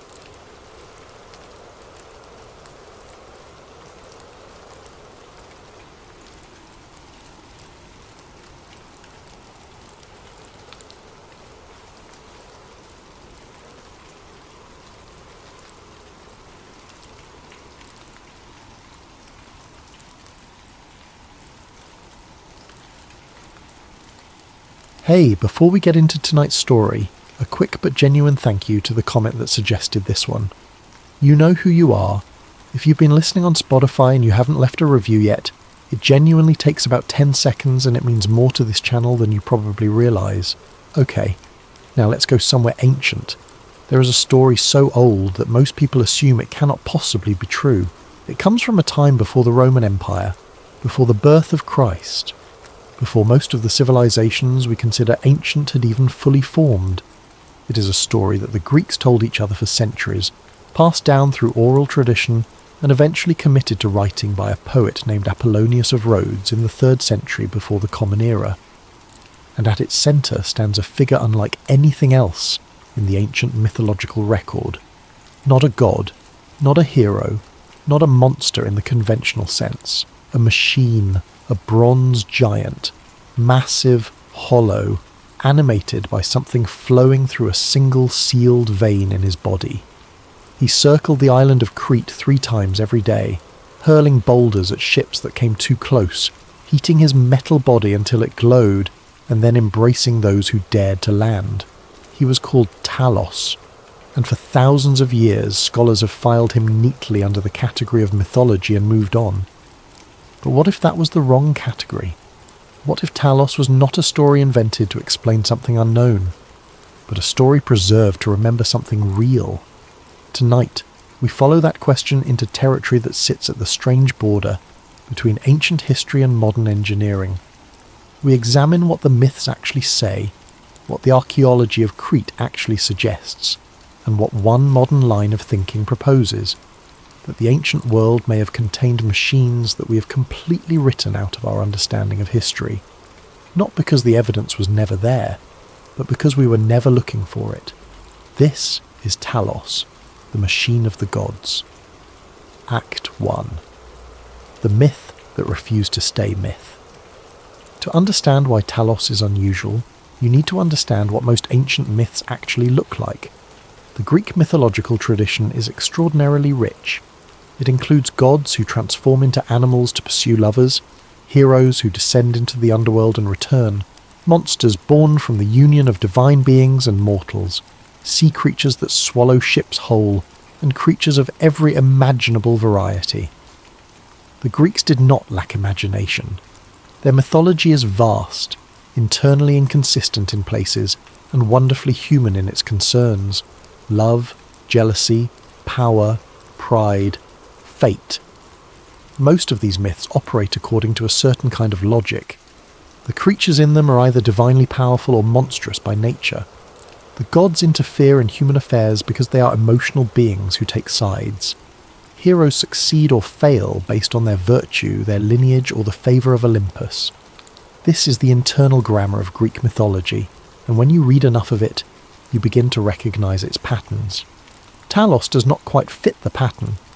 He appears most completely in the Argonautica, the epic poem written by Apollonius of Rhodes, which tells the story of Jason and the Argonauts and their quest for the Golden Fleece. The Argonauts, returning from their voyage, attempt to make landfall on the island of Crete. And they are stopped, not by a god, not by a sea monster, not by a curse, but by a figure described in remarkably concrete, almost mechanical terms. Apollonius describes Talos as a man of bronze. He is said to have been the last of the race of bronze men, the men of the Age of Bronze that preceded the Age of Heroes in Greek mythological chronology. The god Hephaestus, divine smith and craftsman of Olympus, is credited with his creation. He was given as a gift to the mythological king Minos, ruler of Crete, to protect the island from invaders. His method of patrol is described precisely. He circles the island 3 times daily, walking its perimeter, watching the sea. When the Argonauts approach, Talos hurls fragments of rock at their ship from the shoreline, enormous pieces broken from the cliffs, thrown with a force that no living creature should have been able to generate. The Argonauts cannot land. They are outmatched by a guardian they do not understand. It is the sorceress Medea who ultimately defeats him, not through force, but through a kind of surgical precision. She uses her magic in the text described as the power of the evil eye or a direct psychic assault to cause Talos to stumble against the rocks of the shore. And here is the detail that has haunted scholars for centuries. In stumbling, Talos scrapes the ankle of his bronze body against the rock, and from that scrape, from a place described in the text as a membrane or a plug covering a vein at his ankle, there flows not blood, not ichor in the divine sense, but a dark fluid, and Talos dies. Not falls, dies, as if something essential, something internal, has been lost. The text is unambiguous on one point. There is a single vein running through the body of Talos from his neck to his ankle, sealed at the bottom with a bronze nail or a plug of membrane. Through this vein flows ichor, described elsewhere in Greek mythology as the blood of the gods, the fluid that animates divine beings. Remove the seal, and the fluid drains out, and when the fluid drains, Talos stops. Now, hold that image in your mind for a moment. A hollow bronze figure, a single sealed channel running through its interior, a fluid flowing through that channel that provides animation and function, a mechanical terminus, a plug, that when removed causes the entire system to fail. This is not the description of a monster in any conventional mythological sense.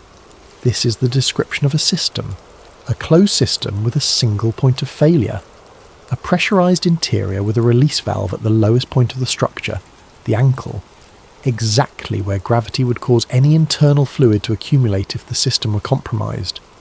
The question that a modern engineer might ask, looking at this description, is not whether it sounds mythological. It sounds perfectly mechanical. The question is, where did this description come from? Ancient myths rarely emerge from nowhere. They have sources.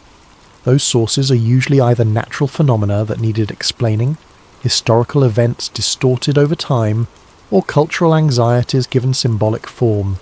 A sun god riding a chariot explains the movement of the sun. A flood myth remembers a real catastrophic flood. A hero who slays a monster might remember a real warrior who killed a real dangerous animal or human enemy. So where does Talos come from? The straightforward scholarly answer is that he represents a mythologized version of the concept of bronze technology, a metaphor for the Age of Bronze, the era of metal tools and weapons that preceded the Iron Age in Greek historical memory.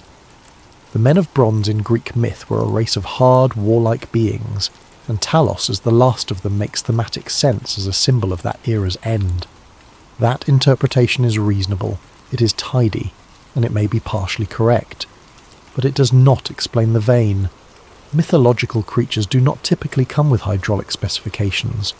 Dragons breathe fire, but no ancient text explains the internal anatomy of a dragon's fire-breathing apparatus with the precision of an engineering document. Cyclopes are large and one-eyed, but no myth describes the optical nerve arrangement that produces monocular vision. The gods bleed ichor, but no text diagrams their circulatory system with anything approaching the specificity of the Talos description. The vein, the plug, the single point of failure, the drainage of the animating fluid. These details are precise in a way that purely symbolic storytelling rarely is, and that precision is what has kept Talos alive in a certain kind of imagination. The imagination that asks, what if the Greeks were not inventing this? What if they were remembering it? Asked 2. The world that Talos came from.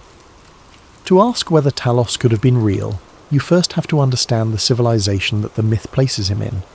Because Talos is not simply a Greek story, he is specifically a Cretan story. He belongs to Crete. He is guarding Crete. He was given to the king of Crete. And this geographic specificity matters enormously, because Crete was not just any ancient island. Crete was the heart of the Minoan civilization. The Minoans are one of the most extraordinary and least understood civilizations in the ancient world. They flourished on the island of Crete and across the Aegean from roughly 3000 BCE to approximately 1400 BCE, a span of roughly 1600 years, longer than the entire history of the Roman Empire. At their height, they were the dominant maritime power of the Eastern Mediterranean. Their trading networks extended to Egypt, to the Levant, to mainland Greece, to Anatolia. Their influence shaped the cultures around them in ways that are still being mapped by archaeologists. What makes the Minoans remarkable, and what makes them relevant to the question of Talos, is not just their power, it is the sophistication of their material culture, and the fact that much of it remains unexplained. The palace complex at Knossos, excavated beginning in the early 20th century by the British archaeologist Arthur Evans, contains features that continue to surprise researchers. There are drainage systems of remarkable complexity. multiple interlocking terracotta channels that appear to have been designed with an understanding of fluid dynamics and pressure management. There are light wells engineered to channel natural light deep into the interior of multi-story structures. There are storage systems designed for the controlled preservation of large quantities of goods across multiple seasons. The Minoans also appear to have had a highly organised administrative apparatus, evidenced by the presence of the Linear A script, a writing system that has never been fully deciphered, and later Linear B, which was deciphered in the 1950s and confirmed to be an early form of Greek used for administrative record keeping. The sheer volume of administrative tablets found at Minoan and later Mycenaean sites suggests a civilization running complex bureaucratic operations, tracking resources, coordinating labour, managing trade across vast distances. And the Minoans were bronze workers, advanced ones. Bronze artefacts from Minoan Crete include tools, weapons, vessels, and decorative objects of considerable technical sophistication. The island was not rich in copper or tin itself, the two metals that combined to form bronze, which means the Minoans were importing raw materials from considerable distances and processing them with enough skill to produce goods that were in demand across the region. This is the civilization that the Talos myth is connected to, not a primitive island culture, a sophisticated, maritime, technologically capable civilization that was building complex drainage systems, managing fluid pressure in stone channels, working metal with precision, and running an administrative state complex enough to require its own writing system. And then, around the mid-2nd millennium BCE, the Minoan civilization collapsed. The causes are debated. The eruption of the Thera volcano, modern Santorini, roughly 100 kilometers north of Crete, around 1600 BCE is frequently cited as a contributing factor. The eruption was among the most powerful in recorded geological history. It would have generated enormous tsunamis, blanketed the surrounding region in ash, disrupted agricultural cycles for years, and likely devastated Minoan maritime infrastructure along Crete's northern coast. Subsequent earthquakes may have finished what the eruption began. But the collapse was not instantaneous. It played out over generations, and with it went something that we may not have fully accounted for: the accumulated technical knowledge of 1600 years of advanced civilization.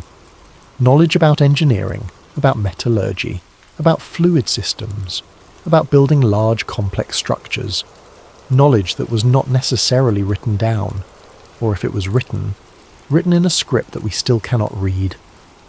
When the Minoans faded, so did their knowledge, and the Greeks who came after them, who absorbed fragments of Minoan culture and mythology, preserved what they could understand, and transformed what they could not. A machine becomes a giant. A hydraulic system becomes a divine vein. A bronze automaton becomes the last of the bronze race. A technical achievement becomes a myth. This is not a new idea. The transformation of real things into mythology through the process of transmission across generations is something that historians of religion and mythology have documented extensively. The gods of ancient Mesopotamia may contain traces of real historical rulers. The flood myths found across dozens of unconnected cultures may all trace back to real catastrophic flooding events in the post-glacial period. The Trojan War, once considered pure myth, turned out to have a real historical basis when the site of Troy was excavated in the 19th century. History has a habit of hiding in stories, and sometimes the stories preserve details so specific, so technically precise, that the hiding becomes visible if you know where to look. Act 3. The investigator and the pattern. Let us follow the thread now into the present. Not because there is a definitive answer waiting at the end. There isn't, not yet.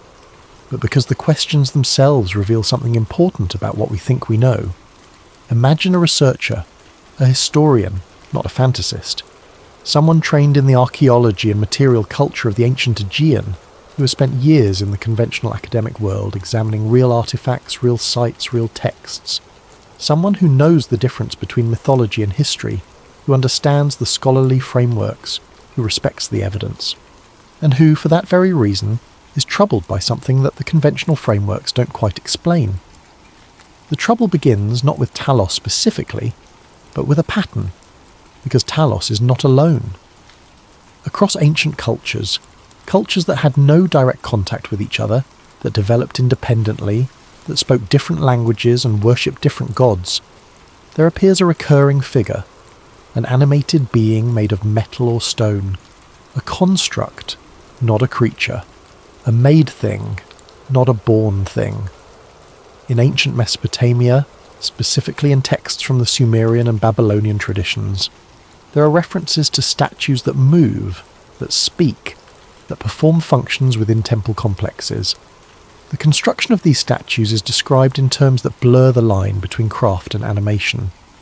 The god who inhabits the statue is described in ways that sometimes suggest not divine presence but mechanical operation. In ancient Egypt, the temple complexes at Karnak and elsewhere contain mechanisms, counterweights, hydraulic systems, hidden chambers, that allowed priests to create effects that would have appeared miraculous to worshippers. Doors that opened as if by divine command, statues that seemed to move, voices that emerged from apparently solid stone. We have explanations for these. They were theatrical devices, clever engineering in service of religious spectacle, but they confirm that the ancient world was capable of creating animated effects using engineered systems. In ancient India, the Mahabharata and other Sanskrit texts contain references to mechanical beings called yantras, automated constructs, some of them described as guards or servants, built by divine craftsmen. The level of specificity in some of these descriptions is striking. They are not simply enchanted statues. They are described as having internal mechanisms, as requiring maintenance, as being capable of malfunction. In ancient China, historical texts from the Zhou dynasty period describe mechanical automata, artificial people and animals built by craftsmen of legendary skill. The descriptions include references to internal organs, to systems of pipes and channels, to materials both organic and metallic.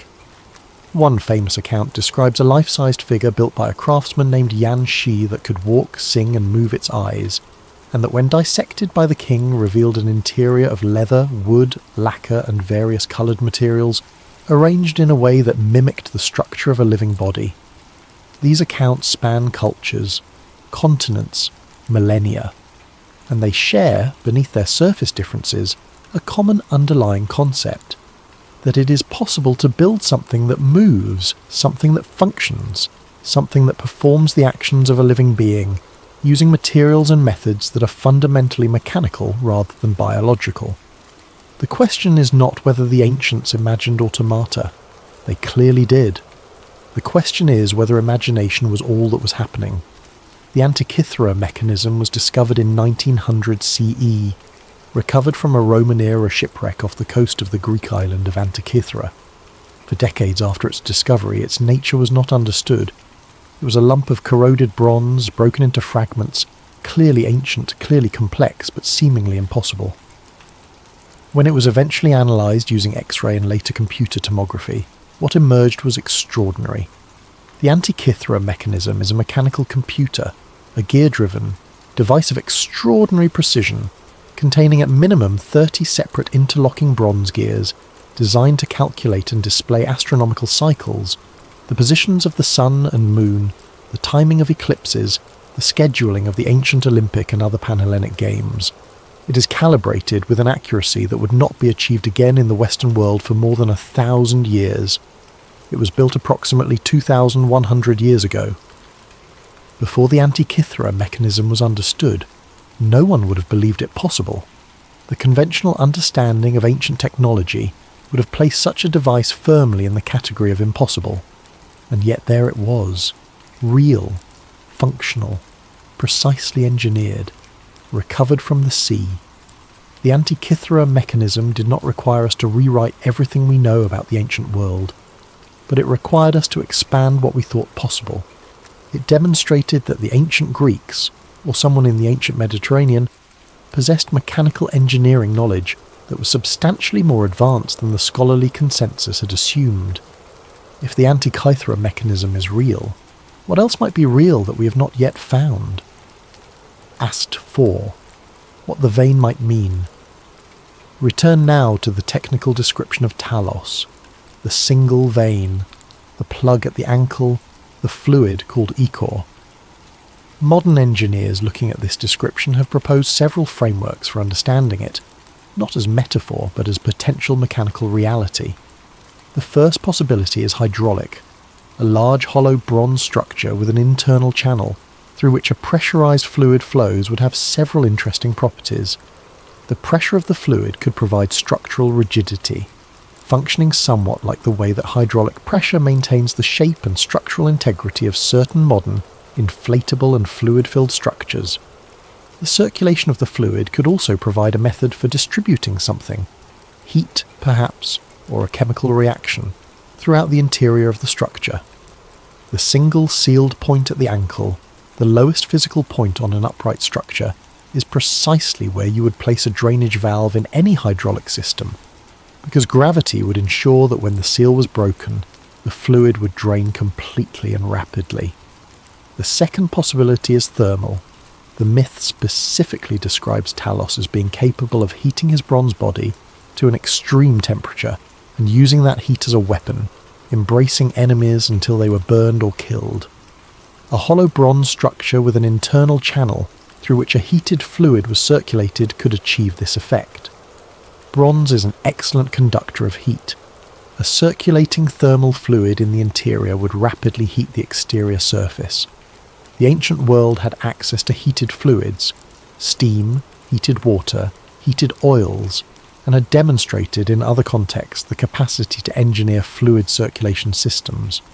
The third possibility, the most speculative but also the most intriguing, involves electrochemistry. A principle similar to the voltaic cell was demonstrated in the 20th century to have been potentially known in antiquity. The Baghdad battery, a series of ceramic jars found in Iraq and dating to roughly the Parthian period around 200 BCE, contains a configuration of copper cylinders, iron rods, and acidic electrolyte that, when assembled, generates a measurable electrical current. Whether the Baghdad battery was actually used for this purpose remains debated. It may have been a storage vessel for scrolls or other materials, but the fact that the configuration exists in a demonstrably ancient context suggests that electrochemical principles may have been encountered, if not fully understood, in antiquity. An internal conducting fluid, ichor, the blood of the gods, a fluid that carries divine life, flowing through a bronze body might be, in this framework, a description of an electrical circuit. The single vein, a conducting channel. The seal at the ankle, a ground point. The animation of Talos not mystical but electromechanical. This is speculation. It is important to say that clearly. There is no direct archaeological evidence for an ancient electrical or hydraulic automaton of the scale described in the Talos myth. But the point of the speculation is not to prove that Talos existed. The point is to demonstrate that the description of Talos, when examined with engineering rather than literary eyes, is not absurd. It is coherent. It describes a system that is mechanically plausible, not using principles that the ancient world would have needed to invent from scratch, but using principles that were adjacent to things the ancient world already demonstrably understood. The Minoans built hydraulic drainage systems. The ancient Greeks built astronomical computers. The ancient Egyptians moved massive stone blocks using fluid-lubricated ramps and leverage systems of considerable engineering sophistication. The ancient Chinese described internal mechanisms in their automata accounts, with a level of specificity that suggests either very detailed imagination or something closer to technical knowledge. At what point does the accumulation of adjacent evidence become worth taking seriously? Act 5. The Hephaestus problem. There is another element of the Talos myth that deserves attention, and it is the element that most clearly ties Talos to a broader pattern in Greek mythology. Hephaestus, the god who created Talos according to the ancient sources, is not a typical Olympian god. He is the divine craftsman, the smith of the gods, the maker of impossible things. His workshop, variously located by different ancient sources at volcanic sites, beneath Etna in the Aegean Islands, produces objects of extraordinary technical sophistication. He makes the armour of Achilles, so detailed and elaborate that Homer's description of it in the Iliad has been called one of the finest pieces of artistic description in ancient literature. He makes the palace of the gods on Olympus. He makes mechanical servants, golden women who assist him in his forge, described as possessing intelligence and speech, and the ability to work independently. He makes Talos, and he makes one other thing that is relevant here: the golden and silver dogs of Alcinous, described in Homer's Odyssey as guardians of the palace of the Phaeacian king, immortal and ageless, the work of Hephaestus. These dogs do not require food or aging. They are made, not born. They guard automatically without instruction. The pattern in the Hephaestus mythology is remarkably consistent. He creates things that function autonomously, that perform tasks without ongoing human direction, that possess some quality of animation without being alive in the biological sense. And crucially, he is associated with fire and with volcanic sites, with the intense heat required for metalworking. Hephaestus is not described the way other gods are described. He is lame, injured, limited, working rather than ruling. He is the only Olympian with a clear profession, a specialized function. He is, in a sense, the least divine of the gods, the one who makes things rather than simply commanding them to exist, and the things he makes are mechanical in a way that the creations of other gods are not. Some historians of religion have proposed that Hephaestus represents a mythologized memory of a real class of craftsmen, metalworkers, engineers, smiths, whose skills were so far beyond the ordinary that they seemed divine to those who witnessed their work. The fire, the forge, the impossible creations, all of these translate naturally into divine myth, if the underlying reality is simply extraordinarily advanced craftsmanship that is no longer understood. If Hephaestus represents advanced engineering, then his creations, including Talos, represent advanced engineering artifacts, and the specific detail of the Cretan location, the specific detail of the Minoan king Minos as the recipient, the specific detail of a bronze guardian with an internal hydraulic system. All of these begin to look less like mythology, and more like a technical document written in the only language available to people who could see something but could not fully explain it. Ast 6. What the Earth might remember. There is a detail in the modern investigation of Crete that is difficult to discuss without either overstating or understating its significance. Beginning in the late 20th century and continuing through the early decades of the 21st, remote sensing technologies, ground-penetrating radar, magnetometry, LiDAR aerial scanning, and various forms of subsurface electromagnetic survey have been applied to sites across the ancient Mediterranean, including sites on and around Crete.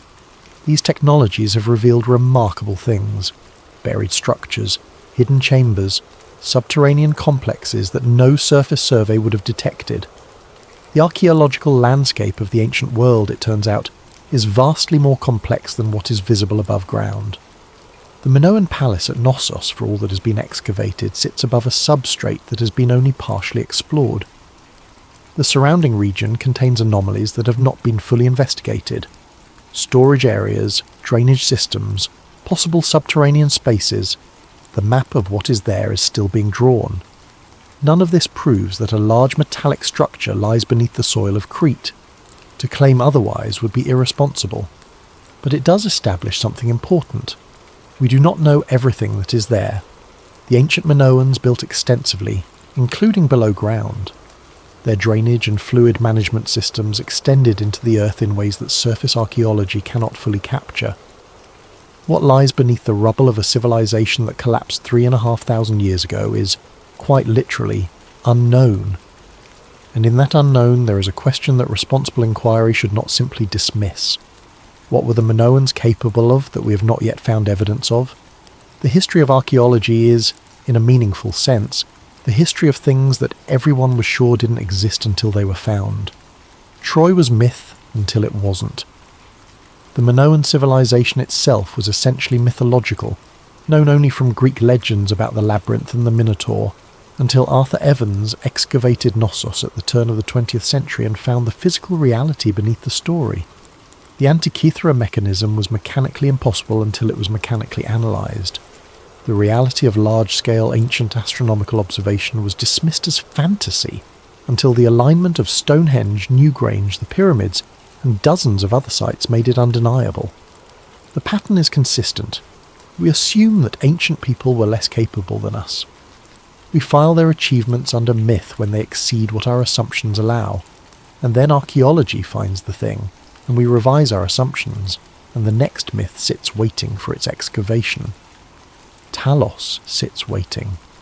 Not necessarily as a literal bronze automaton of the exact dimensions and capabilities described in Apollonius of Rhodes. Myth distorts, memory transforms. The story we have may be a magnified, simplified, divinely adorned version of something that was real but smaller, more constrained, less dramatic.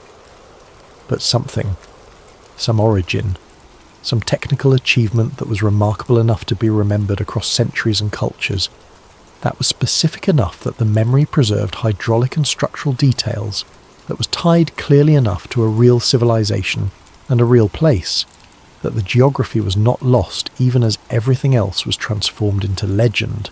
Something. Act 7. Myth as engineering document. Here is the most unsettling version of the theory. The Greeks who wrote about Talos were not engineers. They were poets, historians, mythographers. They were working with material that had been transmitted to them orally, through generations of storytelling, from sources they did not have direct access to. They shaped it into literary form using the conventions of their time and culture. But embedded in the literary form, certain details survived. Details that resist the easy explanation of pure invention. Details that are too specific, too mechanically coherent to be accounted for simply by the creative imagination of ancient storytellers. The vein is not the only one. In another ancient account, a fragment from the early mythographer Pherecydes, there is an additional detail about Talos that does not appear in Apollonius. This fragment describes the motion of Talos differently, suggesting not a simple circular walk but a kind of patrol with specific turning points, a defined path. This is the behaviour of an automated system following a programmed route, not the behaviour of a living creature who might vary its patrol organically.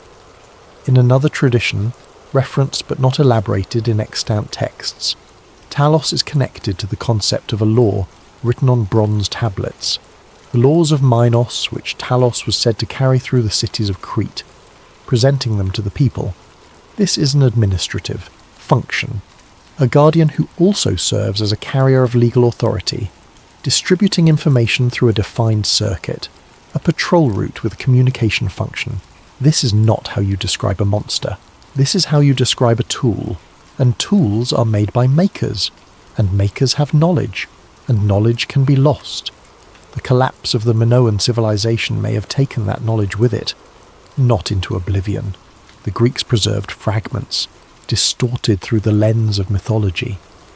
The fragments became stories, the stories became literature, the literature became scholarship, and somewhere in the scholarship, in the footnotes about ichor and bronze veins and a giant's ankle, the original knowledge sits encoded waiting for someone who knows how to read engineering in the language of myth. Act 8. The global pattern. Pull back further now. Because the question of Talos is not merely a Greek question or a Cretan question. It is a question about a pattern that appears with uncomfortable regularity across the ancient world. The Hindu epics describe mechanical beings, yantras and yantra purushas, mechanical men with internal systems, animated by principles that the texts describe in terms that are partly spiritual and partly operational. The Ramayana contains references to mechanical birds used for transportation. The Mahabharata contains weapons and devices of such destructive power that modern readers have sometimes proposed they describe advanced technology, including weapons with blast radii and radiation effects that sound, to a post-nuclear ear, disturbingly familiar. In the Jewish mystical tradition, the golem is a being constructed from clay and animated by the inscription of divine names, a created servant, not a born creature. The tradition is medieval in its most famous forms, but its roots reach back into earlier strands of Jewish thought about the creation of life through the mastery of divine language. The golem does not bleed. It does not eat. It functions and stops functioning based on the presence or absence of a controlling mechanism. A word written on its forehead, removed to stop it. The controlling word is structurally, identical to the bronze plug in the ankle of Talos.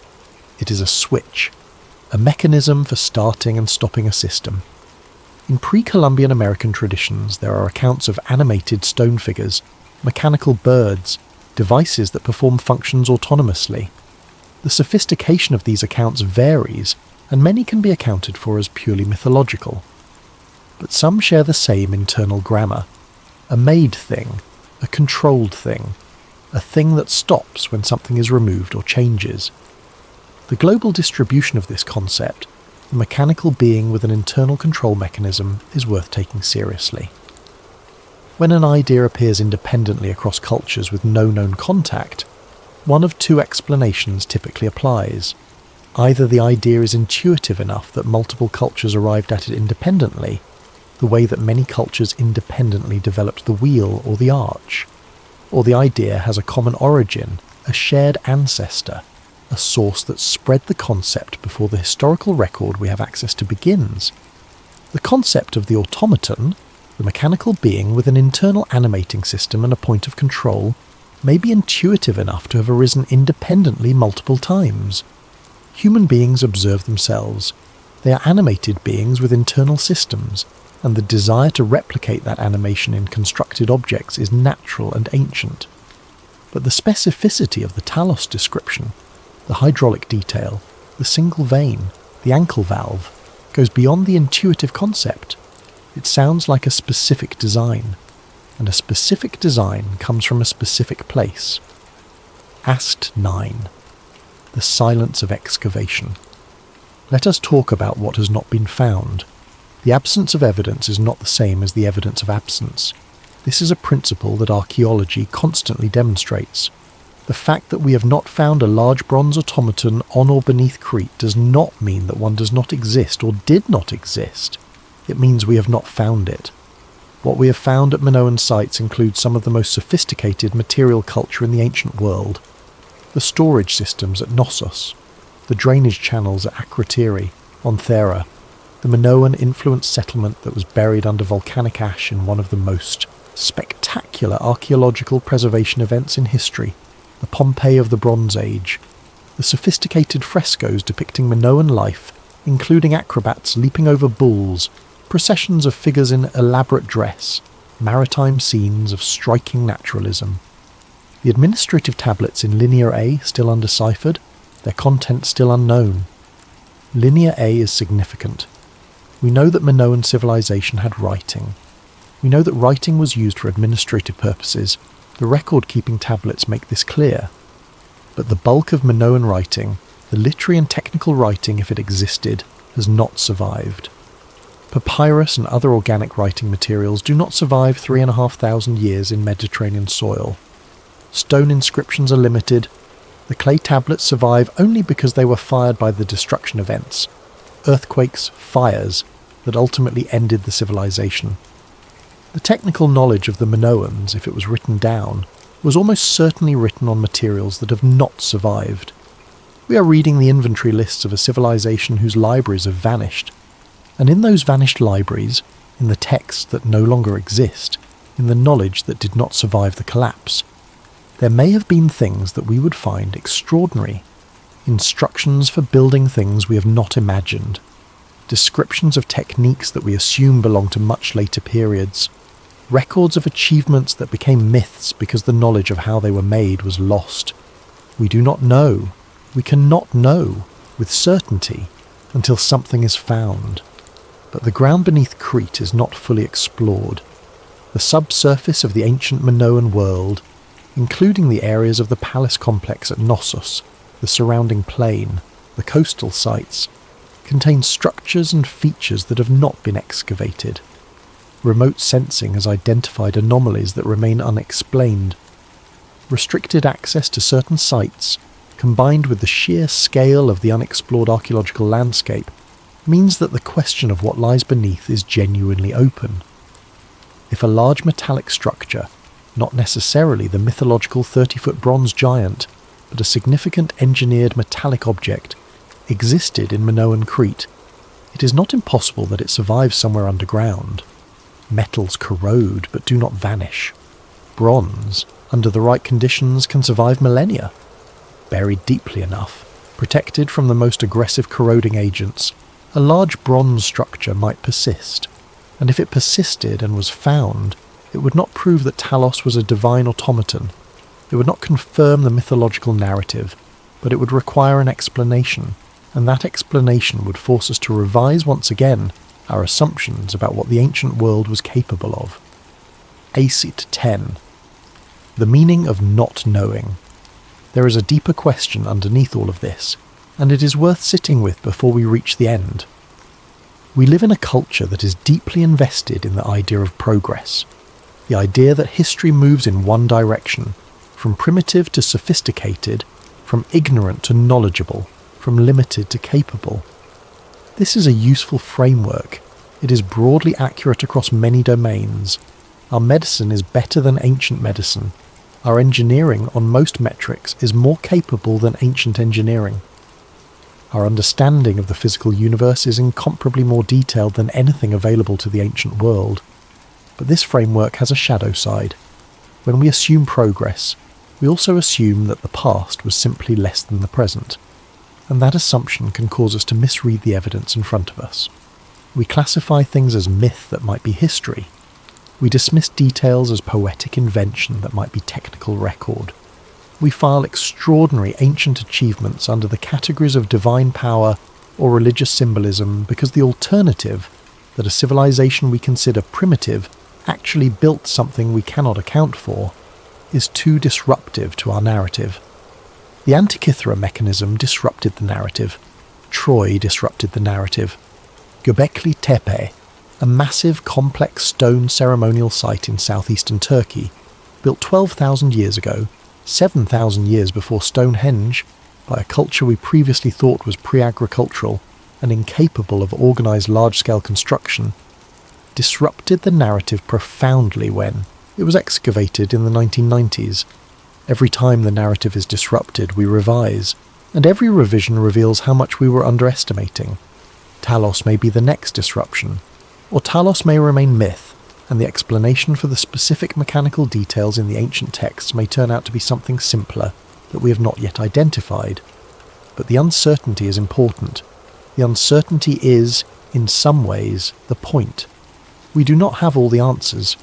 The ancient world was not simple. The civilizations that rose and fell before our recorded history was even beginning may have known things that were lost so completely that we have only the faintest echoes of them left. Echoes in myth, in architectural detail, in the strange specificity of ancient texts that describe, with engineering precision, things that should not have been possible. Those echoes deserve to be taken seriously, not credulously, not without critical scrutiny, but seriously. Because the cost of dismissing them without investigation is that we might be wrong, and being wrong about the past means being incomplete about ourselves. Act 11. The Craftsman's Legacy. There is one more thread worth pulling before we reach the end of this investigation, and it concerns the nature of knowledge itself, specifically the knowledge of how to build things. Modern civilization has become accustomed to a particular model of how technical knowledge works. We write things down, we publish papers, we file patents, we build educational institutions that transmit knowledge systematically from one generation to the next, using standardized curricula, written documentation, and certified expertise. We have, in other words, built an infrastructure for the preservation of knowledge that we tend to assume is natural, obvious, and inevitable. It is none of these things. For most of human history, technical knowledge was transmitted orally, practically and personally. The craftsman taught the apprentice by demonstration. The builder passed techniques to the next generation not through written manuals but through direct practice, through the physical act of doing the work under guidance. This is not a primitive or inferior system.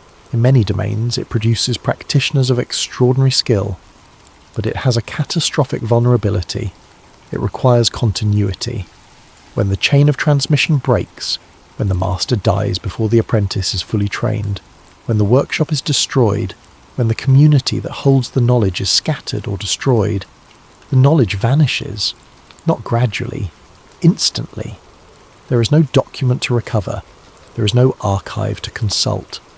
The knowledge existed in human hands and human minds, and when those hands and minds are gone, so is the knowledge. The ancient world was full of technical knowledge that existed purely in this form: oral, practical, embodied. The specific techniques for producing Roman concrete, a material so advanced that its formulations were not fully understood until the early 21st century, when researchers at MIT and elsewhere finally analysed its chemistry and discovered mechanisms of self-reinforcement that modern concrete cannot replicate, were almost certainly transmitted in this way. When the Roman Empire collapsed, the concrete recipes went with it, not into a lost library, simply into silence. The same is likely true of the techniques for producing Damascus steel, a metal whose distinctive crystalline structure, visible as flowing patterns in the blade, produced an edge and a strength that modern metallurgy spent centuries failing to replicate. The tradition of Damascus steel production appears to have ended in the 18th century, and the specific reasons remain disputed. But the most likely explanation is simply that the chain of craftsman to apprentice transmission broke, and with it the precise knowledge of the carbon nanotube structures that made the steel extraordinary. Both of these examples involve technical knowledge that was sophisticated enough to be extraordinary, that was maintained for centuries through continuous craft tradition, and that was lost when the tradition was interrupted. The Minoans had 1,700 years of craft tradition, 1,700 years of passing technical knowledge from maker to maker across generations, and their civilization did not simply decline gradually, it collapsed in the space of a few generations under a combination of volcanic catastrophe, seismic activity, and invasion that would have disrupted the very human networks through which technical knowledge was transmitted. What was lost in that collapse is unknown. We know what survived because we have found it. We do not know what did not survive, because absence leaves no artifact. But the known sophistication of Minoan material culture, the hydraulic engineering, the metallurgy, the administrative complexity, the maritime technology, suggests that what was lost may have been substantial. The story of Talos, preserved in Greek mythology, may be one of the few echoes of what was there. Not a perfect record, not an accurate technical document, but a memory distorted by time and the transformation of the knowledge into narrative of something that the Minoans built and that no one after them could explain or replicate. And so it became a myth. The machine became a giant, the hydraulic system became divine blood, the craftsman who built it became Hephaestus, the technical achievement became a supernatural event, and the civilization that produced it became the homeland of monsters and gods and impossible things, because the people who came after could not account for what they found in the ruins. This is how technical knowledge dies, not with a dramatic moment of destruction, with a quiet severing of the human chain that carried it, with the death of the last person who knew how. And if that knowledge included something as extraordinary as a large-scale automated bronze guardian, or even a device considerably more modest that the myth has amplified into a giant, then its loss would have been exactly as complete as the loss of Roman concrete or Damascus steel, total, traceless, leaving behind only the memory, transformed into story, of something that once worked and no longer does, built by someone whose name is no longer human, but divine. The craftsmen of the ancient world deserve more credit than we give them. They were not simpler than us. They were not less curious or less inventive or less driven to solve technical problems with the materials available to them. They were operating in a world with different constraints and different resources, but the same fundamental human impulse: to build things, to make things work, to push the boundaries of what is possible with the materials at hand. Talos, whatever he was the product of that impulse, and somewhere in the long silence between the collapse of Minoan civilization and the present day, the record of what he actually was fell through the cracks of history into myth. Epilogue. The Guardian waits. Somewhere, if the theory holds even a fragment of truth, there is a remnant. Not a bronze giant, perhaps. Not the mythological creature that circled Crete 3 times daily, hurling boulders at the Argonauts and heating its body to a lethal temperature. Myth has a way of scaling things up, of taking real objects and making them divine through the process of retelling across generations. But something, a structure, a mechanism, an artifact so far beyond what the conventional understanding of ancient technology allows that, when it was first encountered by the civilization that remembered it, the only possible explanation was divine craftsmanship. A god made this. Hephaestus, the divine smith, made this, because nothing human could have made this. And when the civilization that made it collapsed, and the knowledge of how it was made collapsed with it, the thing itself may have gone underground, buried under the weight of millennia, under volcanic debris, under earthquake rubble, under the accumulated sediment of 3,500 years of geological time, under the ruins of a palace that was itself built over a palace that was built over structures we have not yet found. The ground beneath Crete is ancient in a way that defies easy imagination. The island has been inhabited continuously for longer than almost any other place in the European world. Its soil contains layers of civilization stacked on top of each other, each layer burying what came before, each catastrophe preserving in destruction what might otherwise have simply decayed.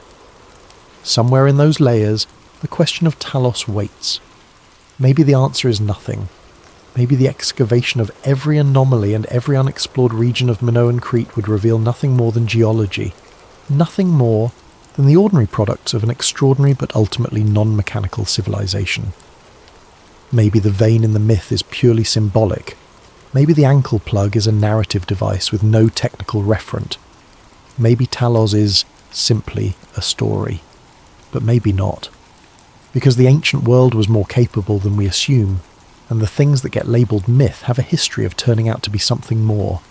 And the description of a hollow bronze figure with a single sealed internal channel through which an animating fluid flows and then drains is too specific, too mechanically coherent, too precisely analogous to engineering principles that the ancient world demonstrably understood, to dismiss without at least asking the question, what if it was real?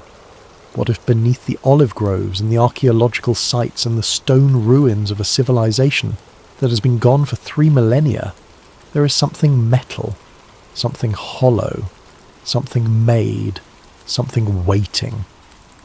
Because sometimes what we call myth is simply history that no longer has anyone to explain it. And history has a way, eventually, of surfacing, of refusing to stay buried, of pushing back up through the layers of time and assumption and dismissal until someone with the right question in the right place at the right time finally sees it for what it is. Not a story, a machine, silent, patient, real. And somewhere beneath the ancient island that was once the most sophisticated civilization in the Mediterranean world, somewhere under the soil that holds the ruins of a culture whose libraries have vanished and whose greatest secrets have not yet been found, the answer to the question of Talos may still exist, not in a myth, in the ground, waiting, as it has always waited for the right person to look.